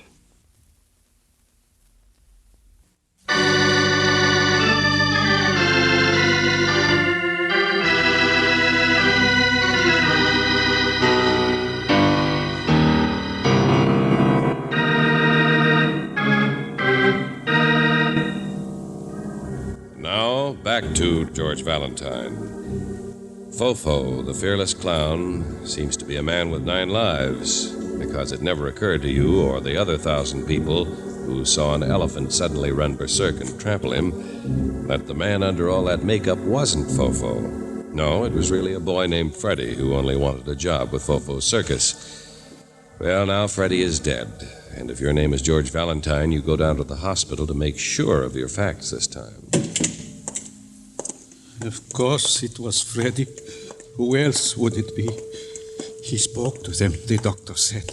Did you hear what that doctor with the glasses said? Freddy didn't say anything, Otto. He couldn't help any. No. How could a poor boy know who killed him? Otto, snap out of it, will you, please? I know how much you loved your brother, but what's done is done. Yes. Besides, what do you mean, know who killed him? Did I say that? Well, why not? Fofo killed him. How do you figure that? Look, closing time. All around us, people going home. But for the circus, time off, that's all. 2 hours between afternoon and night performances. Freddy liked the night performance best. Look, Otto, I asked you why Fofo would kill your brother. I don't know. You mean because Fofo so gratuitously took this afternoon off? So accidentally put your brother in his place? It was a new performance. Yeah, that's what the big man told Miss Brooks. New lights, new costumes, new music, the works. Fofo wanted to drag some publicity men from downtown to watch with him from out front for a change. That's what he told Miss Brooks. You think it's a lie? Everything he does is a lie. Okay, prove it. I can't. And Mr. Valentine, you will waste your time forever if you try to. You can't always win, so... All right, wait a minute. Come on, hop in. I'll drive you back to the grounds. No, it is closing time for me, too. Well, where are you going? I will walk back through the park, I think. Go, I'll see you later. I'm not young enough to just walk out on a job. All I mean is for me, it is over. I will stop trying to say Fofo is evil. I will let you waste your time.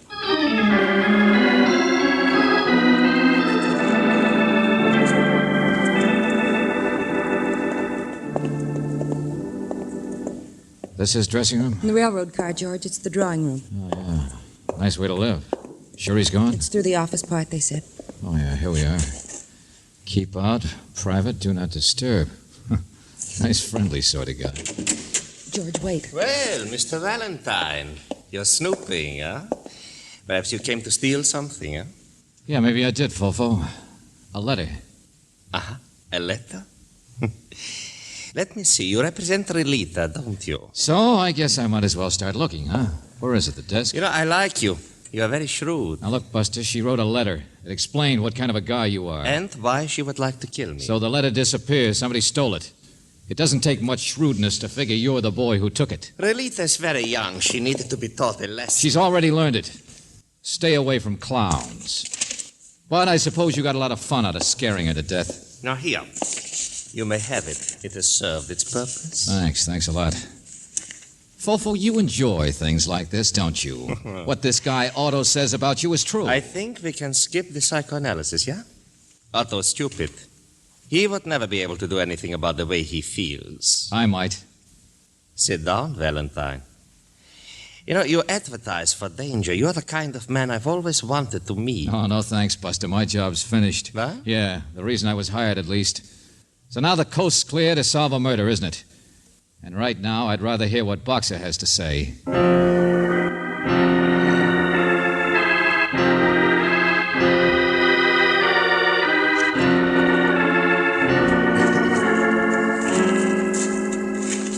Yeah, that's what I'm doing now. Here, hold the flashlight a minute. Well, maybe Fofo let it slip, but he mentioned you were claiming the Emir wasn't to blame today. I know. And earlier I said I couldn't see how anybody could have made the Emir do it. I still don't. But you say one of the men heard someone out here. That's right, Miss Brooks. 2 nights ago. Roustabout says the Emir was snorting around. Sure. Of course, I told Fofo. But you think he'd be interested if it was murder? You think he'd do anything but laugh over it? All right, skip it, Boxer. Just what happened 2 nights ago? Well, this roustabout was waked up by the Emir. Came over to see what was the matter. Sure, there was a man here. But he disappeared before he could get a look. Didn't report it. Didn't think it was important until today. George, look. It's a sliver. Thin little sliver of wood. What? Looks like a chip from the sawdust. Let's see what it looks like. No, wait a minute. Look out. It's broken already. Polished white wood. That's not sawdust. Well, maybe it's sharp. But that's nothing you're going to hurt an elephant with either. Here, I'll show you how tough the Emir's skin is. Don't poke him. If you thinks that was what was riling him up, when you got another thing coming. Wait a minute, hold it. Now, you listen to me. Boxer, what would happen if you took the elephant here back into the main tent? The way he was when he tore loose this afternoon when the accident happened. I don't get you. Could you guarantee to the sheriff to have enough chains or enough men to keep him under control? Sure. All right, the tent's empty now. It's between shows. Everybody's available. Yeah. George, what do you want to do? Little reconstruction, Brooksy. It just occurred to me that the only one who can solve this crime in a hurry is the Emir himself.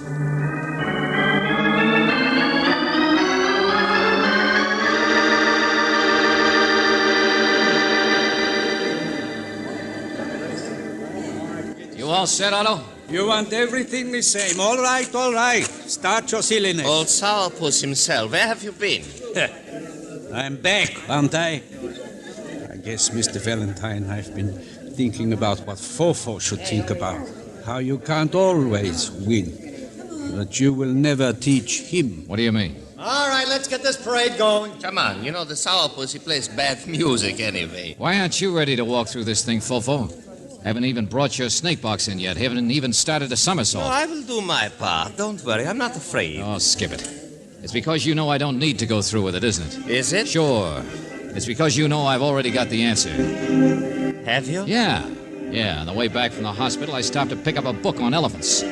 Take the Emir here. He's been through the wars, hasn't he? No, that band is making so much noise. Oh, you're with me, all right.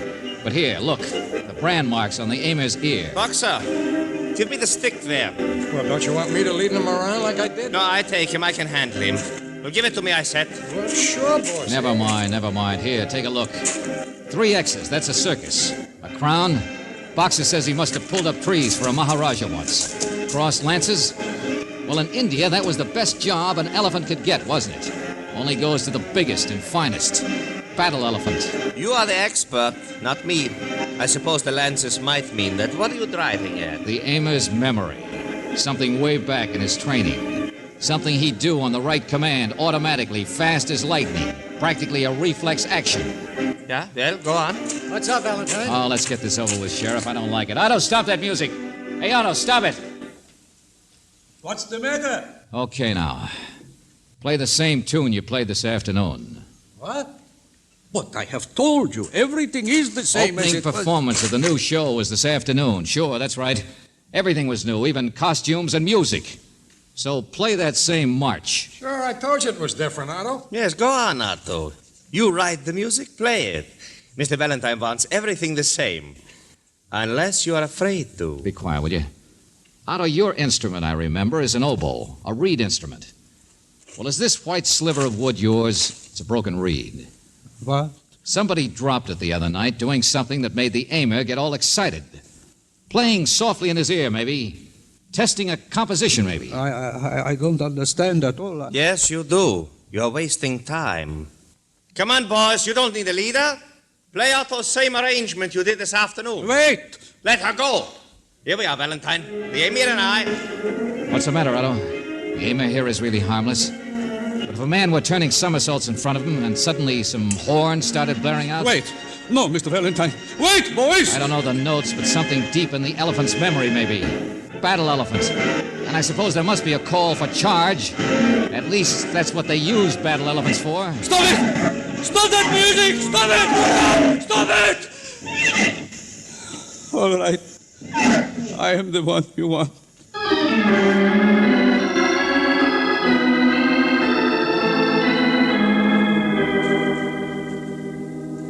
Imagine trying to kill me? He's tried it before. But that's what his scheme was. Oh, he had good enough reason, I guess. No, but the irony of it, Mr. Valentine, he worked up such a beautiful way to kill me. I always told him he was never smart enough. And then his plan backfired so tragically. No wonder he fainted when I told him his brother had taken my place. Uh-huh. Well, I just talked to Otto back there. He won't say anything. But how can he? Because he can't really prove that you'd caught on to what his plan was. That you had his brother take your place on purpose. Well, and can you prove it? No, of course not. So why talk about then, huh? Yeah, that's right. Why talk about it? George, let's get out of here. Oh, leave me alone for a minute, will you, Angel? Don't you see? Fofo's right. I can't prove it.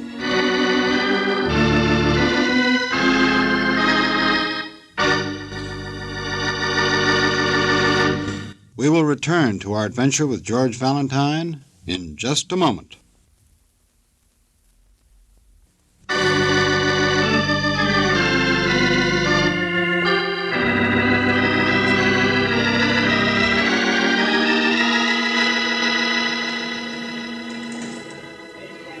Well, the aimer won't have to be shot now.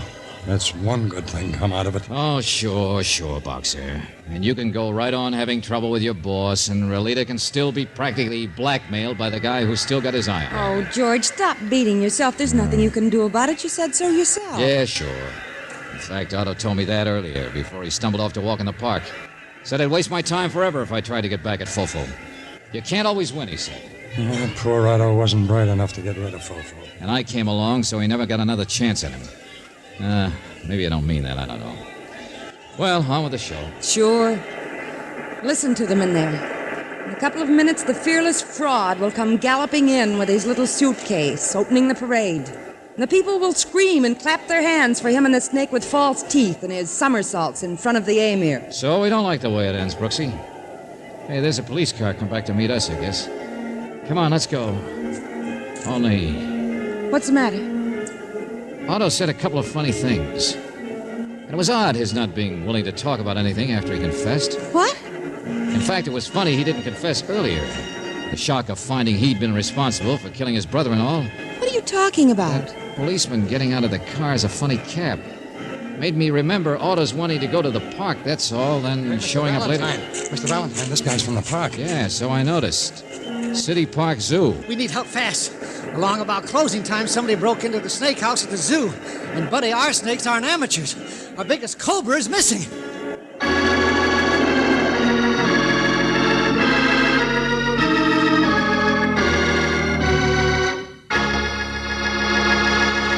You have just heard The Fearless Clown, another Let George Do It adventure.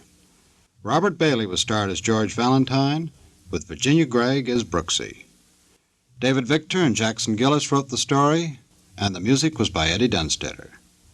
Now, this is yours truly inviting you to another visit with Valentine, when you will again hear what happens when you let George do it.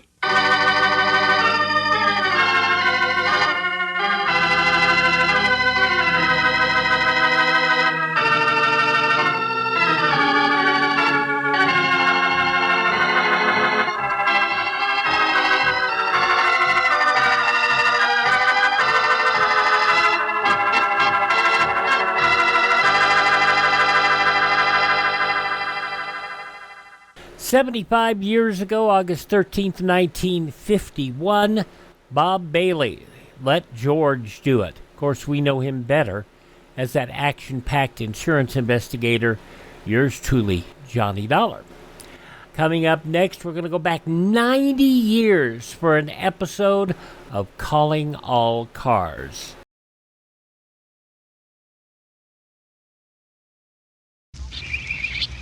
Happy birthday, Oak. Happy birthday, Ponderosa Pine. Happy birthday, Redwood. Happy birthday, Sequoia. Happy... On this, our country's 200th anniversary, the greatest gift you can give the forest is that you don't burn it down. Be careful with fire. A public service on behalf of your state foresters, the Forest Service, and the Ad Council. Happy birthday, Birch. Happy birthday, Sycamore. In the early days of radio, William N. Robeson cut his teeth on shows like this. The West Coast program Calling All Cars. 90 years ago today, August 13th, 1936, and The Missing Messenger.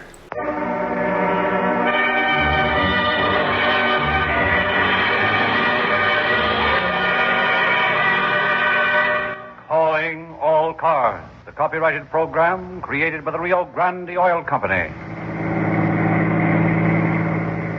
Los Angeles Police calling all cars, attention all cars, broadcast 142. Cover the district around Pasadena Avenue and Avenue 42 and pick up any suspicious person. That's all. Rosenquist.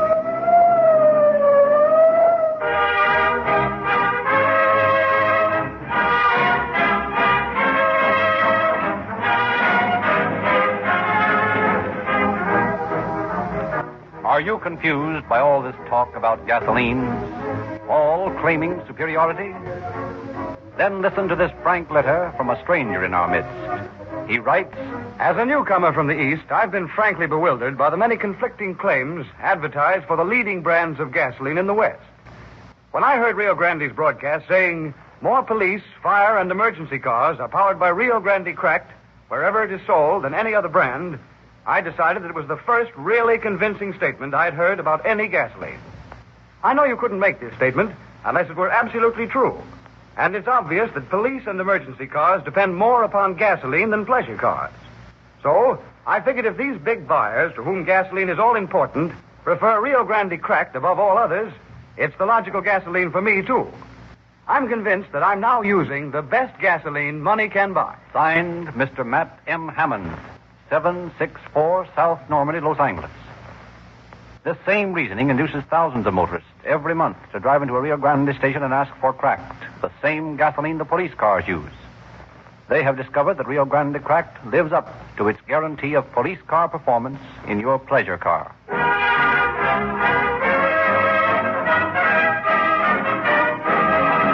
And now it is our pleasure once more to present Chief James E. Davis of the Los Angeles Police Department. Chief Davis, Good evening, friends, and boys at the police camp at Valyermo. The policeman is a public servant. When he takes his oath of office, he promises to enforce the laws which the people make. The ideal police force does just this. Enforces the law, keeps the peace, sees that the machinery of society functions smoothly and with least friction. The ideal police force does not meddle in politics, does not concern itself with the social opinions of the public, does not interfere in any way with the affairs of the public, so long as the public keeps its peace. It is my constant effort and ambition to attain this ideal. The case you are about to hear tonight deals with an officer who might be called an ideal officer. Using intelligence, his own God-given initiative, he solved a brutal crime and brought the criminal to justice. His reward, of which you will hear later, is typical of the recognition any man under my command may expect for showing the same qualities.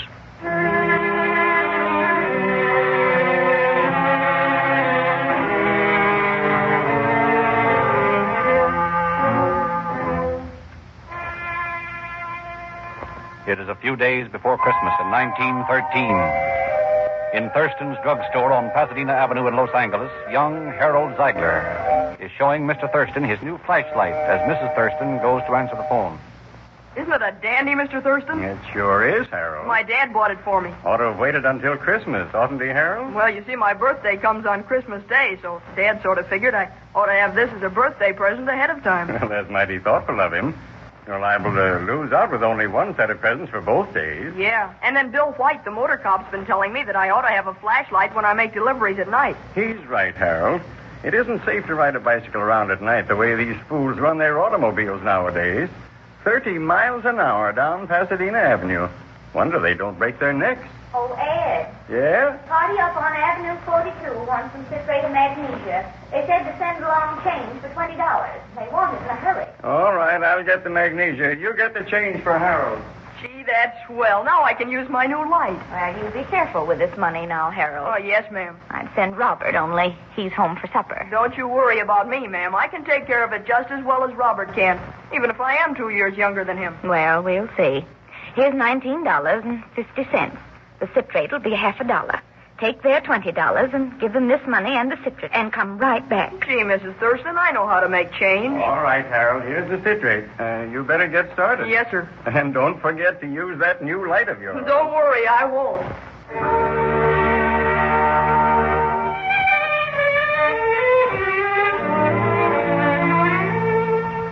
I wonder what's keeping Harold, Ed. He's been gone over an hour now. I don't know. He ought to have been back in 15 minutes. Do you think he might have been run over by an automobile? Well, less chance of that than ever before. He had that new flashlight tonight. But it's such an ugly night, raining and all. I'm going up that way and look for him. What was that address? 727 Avenue 42. East or west? West. Well, I'll be back shortly.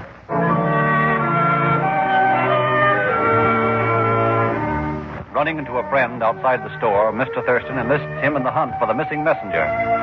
Quietly, they walk several blocks through the drizzling rain until... Oh, oh.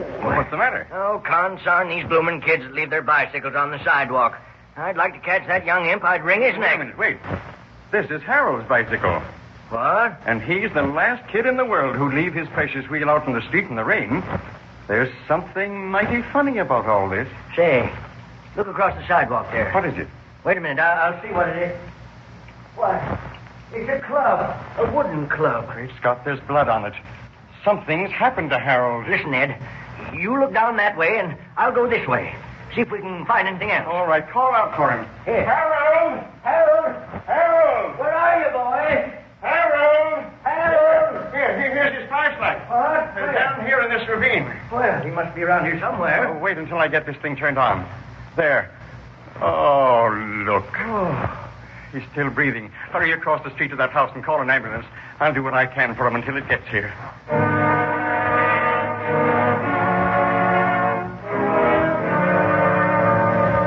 Well, Bill, it doesn't look like there's much business for a cop tonight. No, raining too hard for the second story man, I guess. What did they think about you hanging around this pot-bellied stove up here at Lincoln Heights? It's okay with the sergeant. Thanks to you, I've got a police substation right here in your hardware store. And I've got police protection. It's fair enough. Someone wants a pound of nails, I'd bet. Hello? Yeah. Just a minute. It's for you, Bill. It sounds like the sergeant. Oh, thanks. Hello? Yeah. Yeah. Okay, I'll get up there right away. Crime on a night like this? Looks like murder. See you later.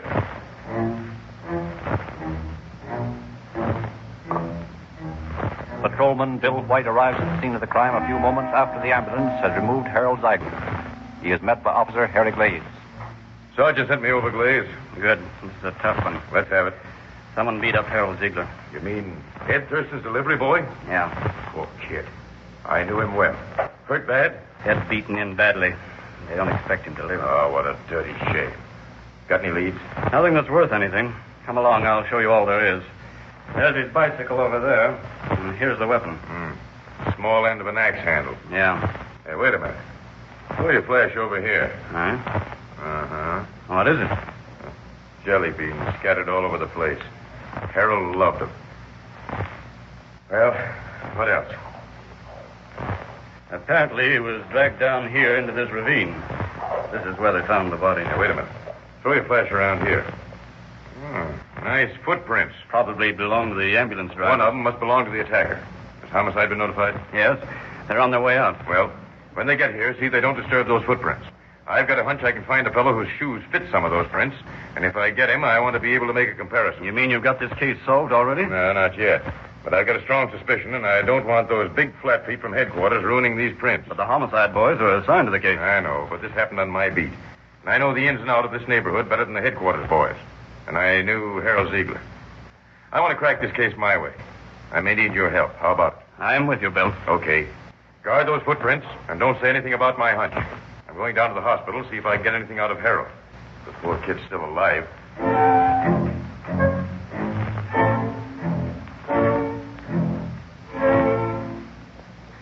Good evening, Officer Hyde. Oh, hello, Edith. You got that Ziegler kid in here, the one that was beaten up? Yes. I'd like to ask him some questions, if I may. You can go back, but I doubt if you can find out anything. The boy's unconscious. His mother and father are there with him.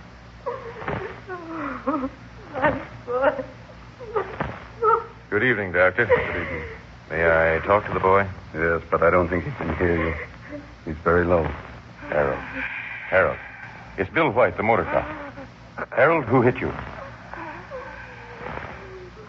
Harold, I've got to know who did it. Can't you hear me, Harold? Harold, can't you tell me? Just tell me his name. It's no use, officer. He's dead.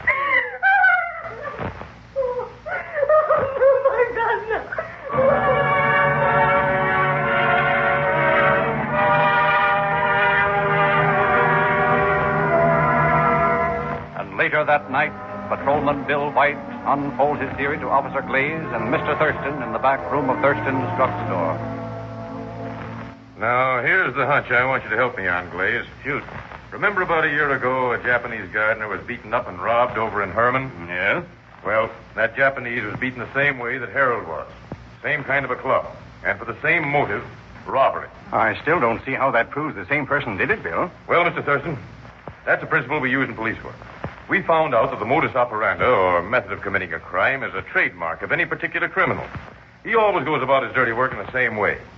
But my conviction is deeper than merely superficial similarities. I worked on that Japanese case. Oh, you did? Yes, sir. And I found out that it was pulled by 3 young thugs. One of them was a 20-year-old good-for-nothing who lives over in Herman. His name's Walter Smith. The second was Red Thomas, aged 18. And the third, the one who swung the club on the Japanese, well, I couldn't get a line on him for a long time. Then I got a tip from a butcher over on Avenue 57 that he was reasonably certain that a 17-year-old kid by the name of Louis Bundy, who was driving his meat wagon, had conked the Japanese. I started to check up on this Bundy kid, and I finally got him on a robbery of a delivery station for a downtown department store. You mean that Villa de Paris job? That's right. He pleaded guilty. But some social workers had him put on probation. So he went scot-free with a grudge against me.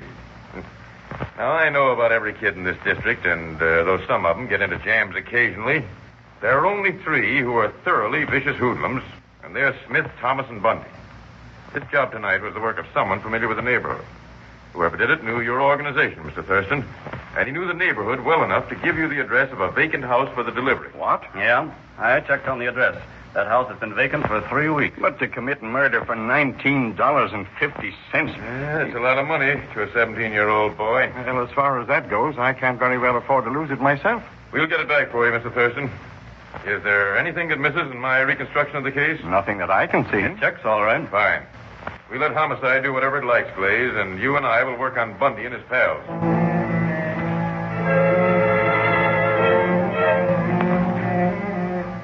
Early the next morning, Glaze and White returned to the scene of the crime equipped with plaster of Paris. The footprints are still intact in the rapidly drying mud, and the officers quickly make casts of all the impressions. The elimination of the prints begins. One pair belongs to Mr. Thurston, another to his companion of the preceding evening, another to the ambulance driver. At last, there remains but one pair of unidentified prints, the impression of a shoe with new cat's paw rubber heels. White and Glaze take these to the neighborhood cobbler at Pasadena Avenue and Avenue 43. Good morning, gentlemen. Hello, Tony. What's that you got in your hand? That's a plaster cast of a shoe print. I never see anything like that before. Well, take a good look at it. She's just like a white shoe, huh? That's right, Tony. Now, look carefully. Is that your work? Did you mend this pair of shoes recently? Hey, golly. This is my work. See these nail holes. Look at this hammer. She's uneven. Well, can you imagine that? These look like new heels, Tony. Did you put them on? Oh, I put on the heels. Who did you do this for? Well, let me think.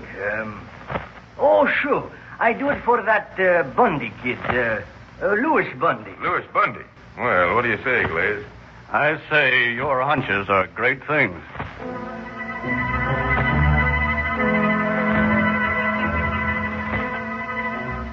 Familiar with the habits of the boys who frequently go to Sycamore Grove to play tennis, Glaze and White park their motorcycles some distance from Sycamore Grove, and approaching it by a circuitous route, finally arrive at a point on the hill where they can watch the tennis courts without being seen. They remain secreted for half an hour before anyone appears, and then Bundy approaches the park from the railroad tracks. A little later, Red Thomas joins him, and shortly after, the Smith boy shows up. They sit in huddled conversation for several minutes while the officers watch. Now, what do you suppose the conference is about? Probably planning some more devilment. I wish we were close enough to hear what they're saying. Yeah. Well, it's all over anyway. There goes Bundy to play tennis. Now, what do we do? We'll start on Thomas. Look, he's getting a ride on a bakery truck. That truck's next stop is Steiner's Grocery in Highland Park. I'm going to take my motorcycle and meet it when it gets there. You go back to Green's hardware store. I'll meet you there.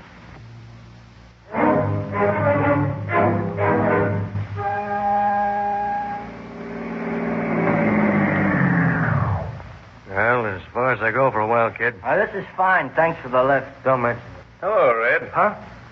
Well, what do you want? You. What for? Oh, I want to ask you a few questions.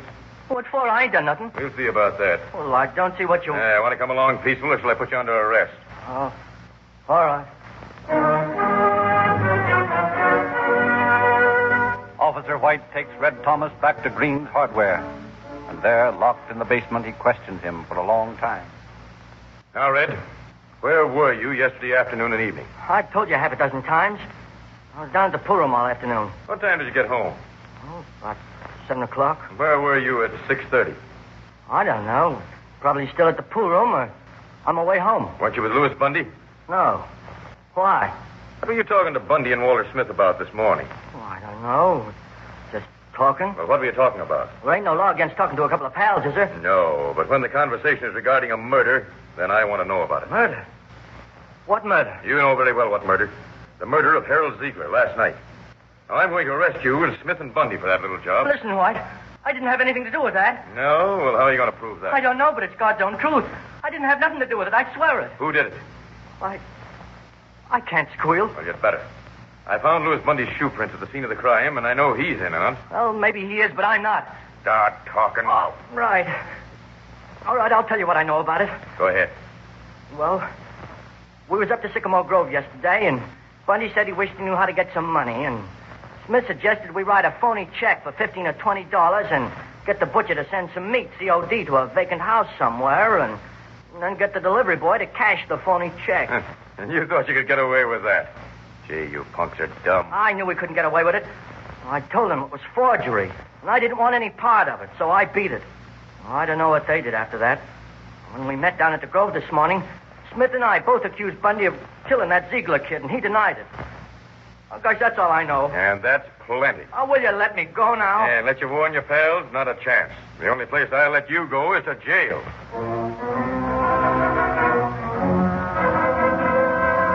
A little while later, Walter Smith is arrested as he tries to make a getaway from his home. In the store basement, White questioned him. Here's the same story as he had heard from Red Thomas. I swear to God I didn't have anything to do with Croak and Harold. When Red pointed out that Lewis's check plan was forgery, I backed out, too. I don't want to get mixed up on a penitentiary rap. So you didn't have anything to do with that murder, eh? No, sir. I didn't know anything about it until I read in this morning's paper about Harold being dead. That's why I went over to the Grove to see Bundy. He denied it, of course, but I've got a hunch he did it. And so have I, my young informer.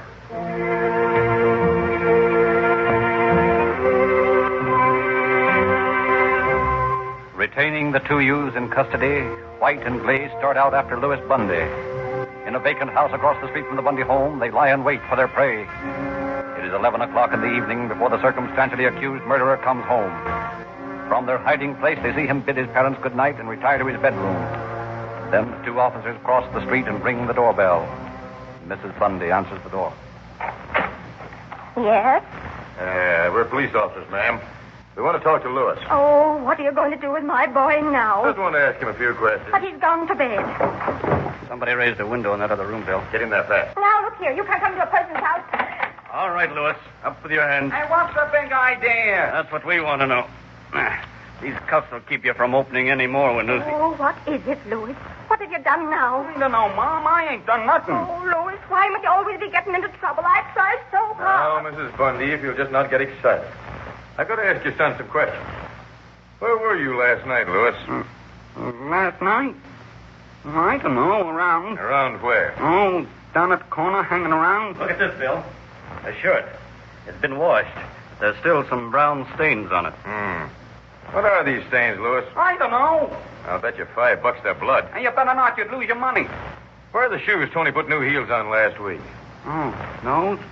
Well, they wasn't no good, so I threw them away. Where? In the incinerator. I burned them. Take a look for him out there, Glaze, while I escort Louis to Lincoln Heights.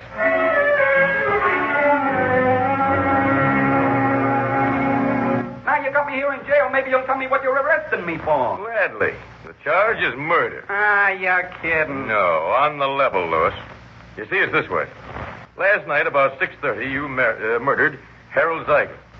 We know all about it. Don't try to bluff me, copper. I'm not. But apparently, I have to convince you. Last night, when you beat that poor kid's skull in, you left your heel prints in the mud. Today, Tony the cobbler identified those prints as having been made by the heels he put on your shoe. Then we picked up your two pals, Smith and Thomas, and they both talked plenty. Yeah? Yeah. Now, after I booked you, I'm going back to your house and turn it upside down until I find the $19.50 you stole from Harold. And the shoes you said you burned, but that Glaze couldn't find in the incinerator. And the blood-stained clothing. I've got a little hunch about them. I think you probably buried them in the cellar. I'm going to dig down there until I find them. Listen, White. Do me a favor and don't do that. Why not? Well, just don't. I don't want my mother bothered no more. Lay off that and I'll tell you the whole story. Well, let's have it. Well, you promise not to bother my mother? I'll try not to. Well, you see, it's this way. I got a girl up in Ventura, see? Well, she's coming down to L.A. for the holiday, see? So I wanted to get her a Christmas present and show her a good time. Only I ain't got no coin, see? Well, Smith and Red backed out on me, so I figured I'd pull a job alone. I'm sorry, old man Thurston sent Harold on that phony errand because I liked the kid.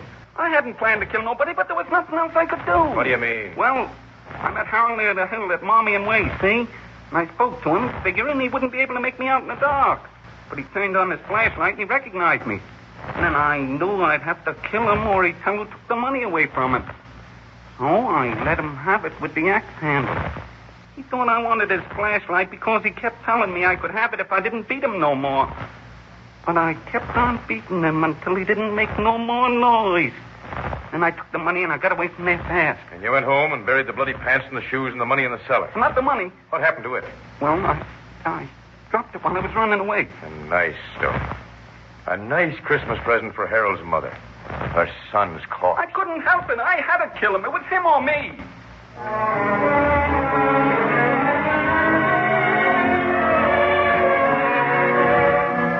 White returns to the Bundy home and starts digging in the cellar. He recovers the bloody coat and trousers, the bloody shoes, which match perfectly the plaster casts he had made at the murder scene. One thing he cannot find is the money, and Lewis stoutly maintains that he had dropped it while making his getaway. On Christmas Day, White, seeking to unravel this last shred of evidence, drops into Thurston's drugstore. Hello, Bill. Hello, Mr. Thurston. How's the case coming along? Fine, except for one thing. What's that? The money. Bundy claims he dropped it making his getaway. Now, I think he's lying, but I can't get a line on him. I wish I could return that to you for a Christmas present. Well, to tell you the truth, so do I. I got a plan. If you're willing to lend me the same amount of money. What? Just for a few hours.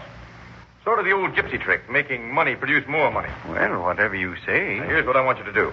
Give me 1950 in the same denominations you gave Harold that night, and put it in a purse as nearly like the one he had as you can find. All right, but I don't understand what for. Another hunch, Mr. Thurston. You'll find out soon enough. Half an hour later, Officer White enters Bundy's cell in the city jail. Merry Christmas, Lewis. Yeah?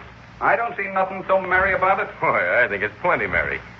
I've discovered what a liar you are, and as a result, I'm able to give a couple of old people some Christmas cheer. What are you talking about? Purse with the 1950 in it. The Thurstons need that money, and I'm going to return it to them this afternoon. Oh. Oh, so you found it then? Yes, in spite of your constant lying. You didn't throw it away. You buried it in the cellar. That's right, but you can't blame me for lying. I figured if you overlooked it, I could give the money to my folks later. Yeah, your folks wouldn't want blood money. No, I guess it's better you found it. Sure it is. Now, look, Lewis. Drop those blues. How'd you like a turkey dinner and then a visit out home, eh? Gee, you mean it? Sure I do. My gosh, I believe you're a human being after all, White.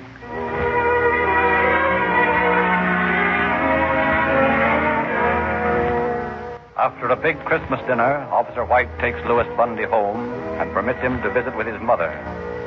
Then he leads him down to the cellar. Well, Lewis, before we go back to jail, I'd like you to show me how you buried all that stuff.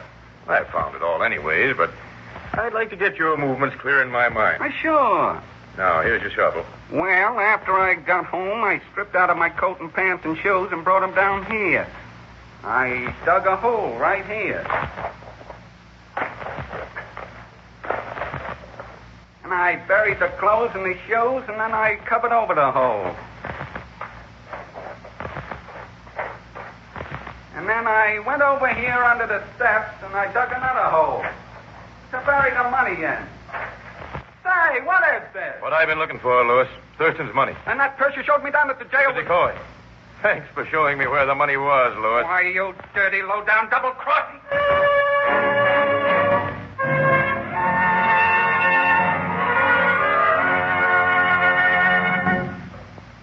Officer Bill White thus was able to return to the Thurstons the stolen money as well as the decoy that same Christmas Day. Chief Sebastian recognizes the excellent single-handed job of police work done by White, promoted him to a lieutenancy in the detective force, a position which he held for 16 years until his retirement. Louis Bundy, who brutally took the life of a fellow man, was hanged at San Quentin, and his two pals, having assisted the investigation and convinced the authorities of their innocence, were released. Thank you, Chief Davis. Ladies and gentlemen, would you like to know how we write and rehearse these Calling All Cars broadcasts?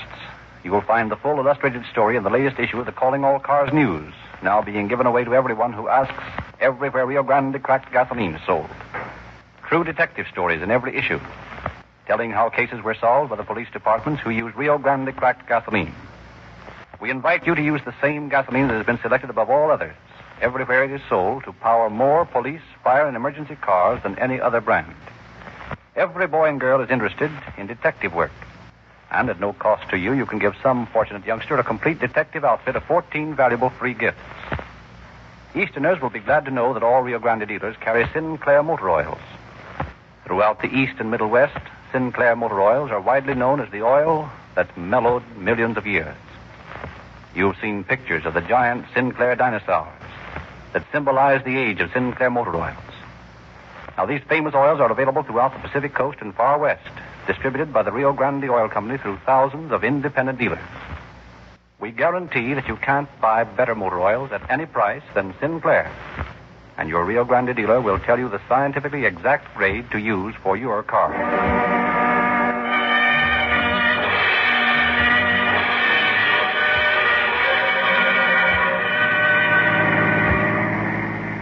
Los Angeles Police calling all cars. Attention all cars to cancellation broadcast 142. Suspect in this case now in custody. That's all.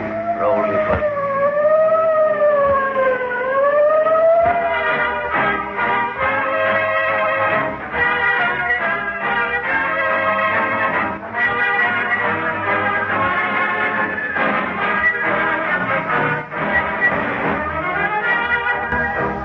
This is your narrator, Frederick Lindsley, bidding you good night for the Rio Grande Oil Company.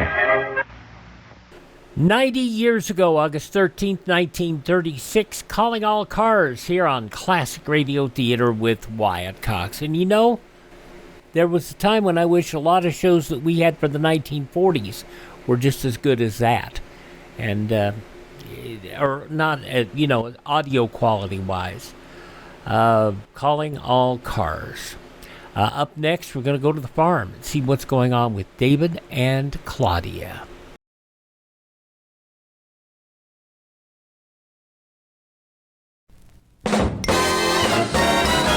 Who listens to radio?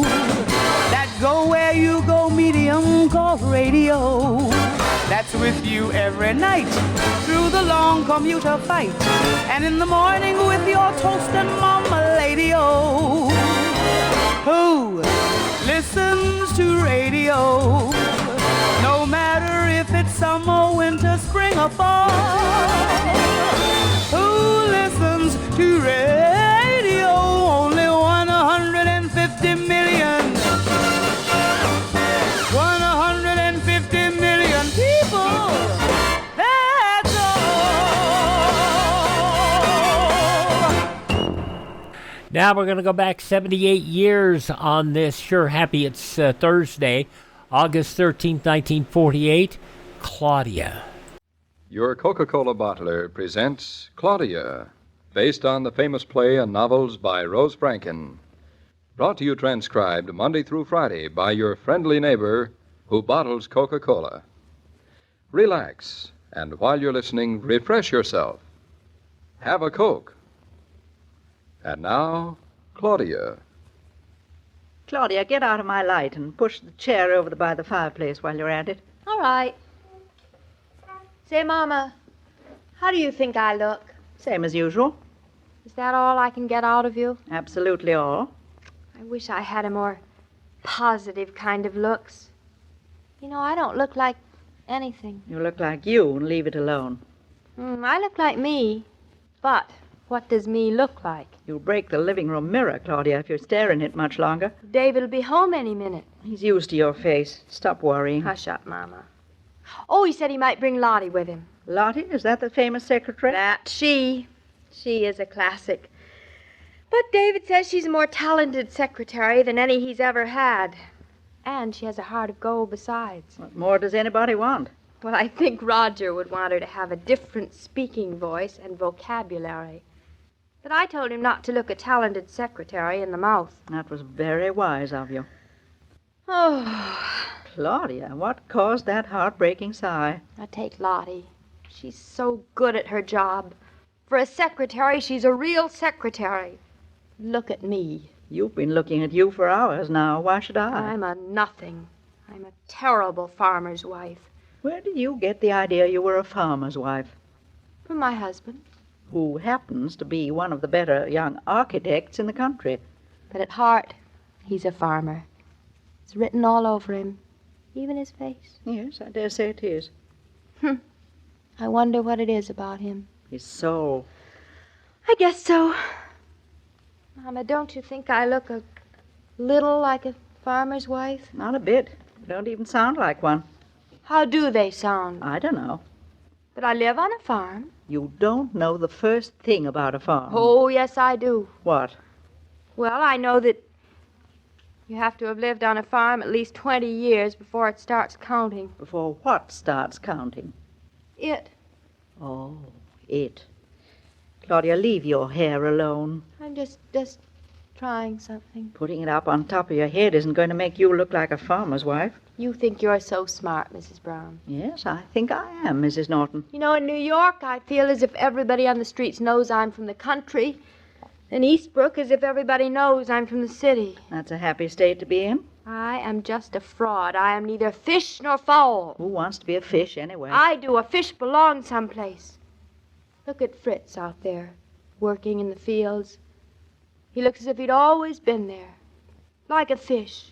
In a way, he has always been there. There's such assurance about him. He's so instinctively a part of the land. He's professional about it. I envy him. That's the first sensible thing you've said today. And Bertha baking bread in the kitchen, cutting parsley in the garden. She belongs, too. Just smell that bread baking. I could get drunk on that smell. I think you are. I think I are, too. Now fix your hair decently, Claudia. You don't want to look like that for David. Oh, all right. And cheer up. In 10 or 15 years, you'll look the part. That's something to look forward to, anyway. Mrs. Norton, you are in the living room? Yes, Fritz, come right on in.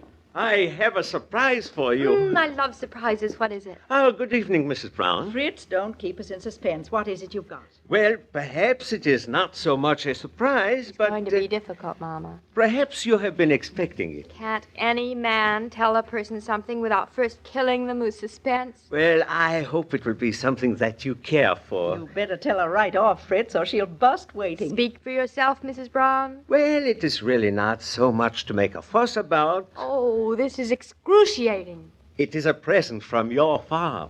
I can't imagine. 8 ears of corn. Corn? Yeah, nice, even yellow corn, and not one worm. Not one worm. Oh, I can't wait till dinner. Oh, it will be very sweet and hardly needs any cooking. It'll be delicious. There's nothing like garden fresh corn. I don't think I love anything in the world as much as fresh corn. Fritz, how come no worms? Aha, that is the farmer's secret. You see, Mama? I'm on the outside again. But since you someday will be a farmer, so I will tell you. Someday. Tricks of the trade. I bet you David wouldn't tell me either. He'd just keep Mom and be superior. I go bring the corn to Bertha now. Fritz, would you mind telling her to add a half cup of sugar to the water she boils the corn in? Then it'll really be sweet. Mama, that's cheating. Wait till you taste it, Claudia. Our corn can stand on its own sweetness, thank you. Oh, I will tell her, Mrs. Brown. Oh, one other thing, Mrs. Norton. Yes, Fritz? Pretty soon, peaches. Ours? Yes, ours. Well, what do you know? How about apples? She wants everything. Apples, they're not so good this year. Well, they've got a nerve. Why? Well, it's hard to tell. Perhaps too much rain during the pollination season. Oh, I see. Oh, was the tree sprayed? Every last one of them? Just ask my pocketbook. Well, it happens. Perhaps next year the peaches will not be good and the apples will. They're certainly undependable. Claudia, trees are only human. Anyhow, you will have much corn for many weeks. Oh, now I go to give it to Bertha. And I don't forget to tell her about the sugar, Mrs. Brown. He's a wonderful man. Knows his onions. And his corn and apples and peaches, too. Now I feel more unfarmery than ever. Wait till you eat your own corn. That'll restore your confidence. On the contrary. Whee, there's David. Claudia, not so fast. You'll frighten him away. Good evening, Mr. Norton. And what a beautiful evening, Mrs. Norton. Oh, and Lottie, you did come. How nice. Oh, I'm sure I'm glad that I did. It's a sensational drive up. Lottie never saw a tree before, you'd think. Almost. Never so many all at once. Everything is so green. Looks good enough to eat. You think you'd like to live up here? Well, it's an awfully long drive to the drugstore on the corner, ain't it? Well, that's true. Gee, listen to the birds, will ya? That's our crow. A crow? Mm-hmm. You got one of them, too? Yep. Sure have. What do you know? How much of all this space is yours? Well, you see that hill with the trees on top of it? Huh? That's ours. Then our line stretches out over beyond those fields on the left. Then through that woodland to the brook on the right. Gee, you can take yourself a walk and never leave home. I suppose you'd call that an advantage. Would you like to walk around the outside before we go in the house? Oh, sure I would. You know, I'm a city girl, born and raised in New York. The Bronx, as a matter of fact. Oh? I don't like the country. No, not as a rule, I don't. Well, maybe that's because you don't know it. Could be. Except, of course, I get vacations. 2 weeks, usually, in August. As a matter of fact, you're going away next week, aren't you? That's right, Mr. Norton. Anywho, as I was saying, I used to go away on my vacations. You know, to the lake or the mountains. Sometimes even so far away as Maine. Oh, I've never been to Maine. Have I, David? No. I used to pack my suitcase full of stuff, make a reservation centuries ahead, and look forward to it like a kid having to take castor oil. You mean you didn't like going away? It was awful. Rained solid the whole time, usually. Never met one interesting face. Swimming would wreck my hair, sunburn would make me peel, food would give me heartburn, and I'd come home flatter broke than an ironing board. Take me months to pull myself together again. Oh, Lottie, that is the saddest story I've ever heard. And every word of it the truth. Now I got more sense. I spend my vacations right at home. No packing, no traveling, no spending a lot of dough. I got my friends, so I don't need to make no introductions all the time. The food is swell, and New York City proper is a very entertaining place when you got 2 weeks and nothing to do. I'll bet it is. Gee, this is sure a rocky piece of land you got. Well, it's Connecticut. Connecticut is very rocky. That's one of the reasons the first settlers here deserve so much credit. You don't say. Careful you don't twist your ankle, Lottie. Guess high heels ain't the thing to wear up here. Low heels murder my instep. It's just a little ways further. I thought you might like to see our corn growing. It grows right here on your place? Right here. We're even going to have some for dinner. The first corn, David. No, that's quite an occasion. It is? Mm-hmm. I've been eating corn all summer. Well, that's different. Oh? Wait till you taste ours and you'll see why. I take your word. Say, the sun is sure strong up here. You ought to feel it at noon. I'll bet you my freckles are popping out right now. Oh, I didn't think to bring out suntan Well, this is lotion. late afternoon sun, Lottie. It won't hurt you. I'm very sensitive. At least my skin is. Well, here's the corn patch. Corn has come up beautifully. Don't you think so, David? Oh, we'll be eating corn for weeks and weeks. Well, you're not breaking my heart. I love it. Do you realize, Lottie, all this corn and not one worm? Not one worm? Not one. Is that good? Well, it's practically a record. You mean there's a trick to it? There certainly is. Oh, there certainly is. Oh, and David, a message from the trees. The peaches will be good, but the apples won't. You don't say. I do, As if I I do. didn't know. I'm impressed.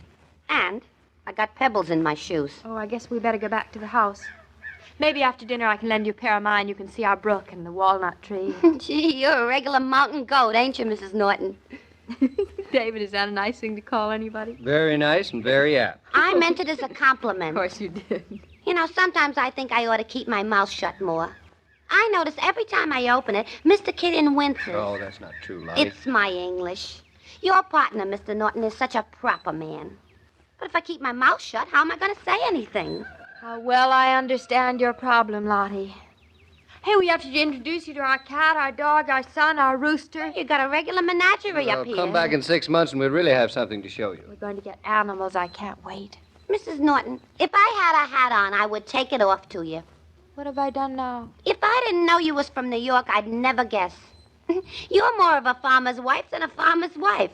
Flat shoes, no hat, no worms in the corn, apples, peaches, roosters. Lottie is impressed. Oh, Lottie, you couldn't have said anything that would please me more. And I mean it, every first word of it. I must admit, darling, next to Lottie, you've got hay in your hair.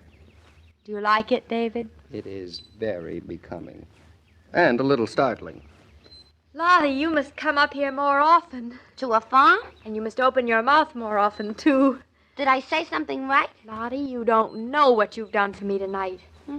I guess I don't. Don't you realize that in 10 minutes you put hay in my hair and given David a farmer's wife who feels like a farmer's wife? Just wait till I tell Mama I'm a changed woman. When you stop at a fountain for lunch, you probably order Coke, as so many people do. But it may not occur to you that you can snap up your workaday home lunch with ice-cold Coca-Cola. What would be easier? There it is, right in the refrigerator, if you remembered to bring home a carton. Put Coke on your marketing list and keep half a dozen bottles on ice. Then you can lunch refreshed any day of the week. Hi, Mr. King. Oh, Lottie, welcome to Eastbrook. Thanks. I just got a mosquito bite. What? Mosquitoes up here? Don't they bite you? I hadn't noticed. Mosquitoes always have a yen for me.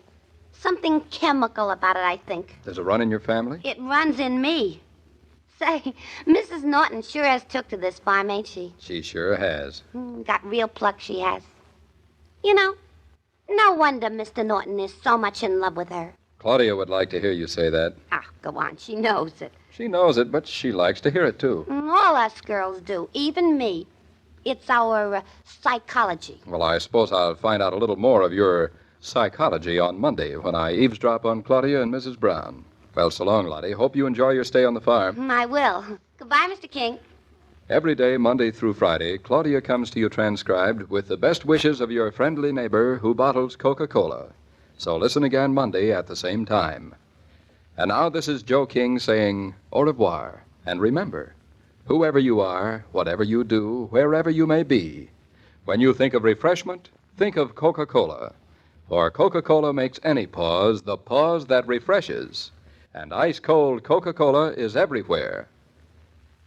These programs star Catherine Bard as Claudia and Paul Crabtree as David.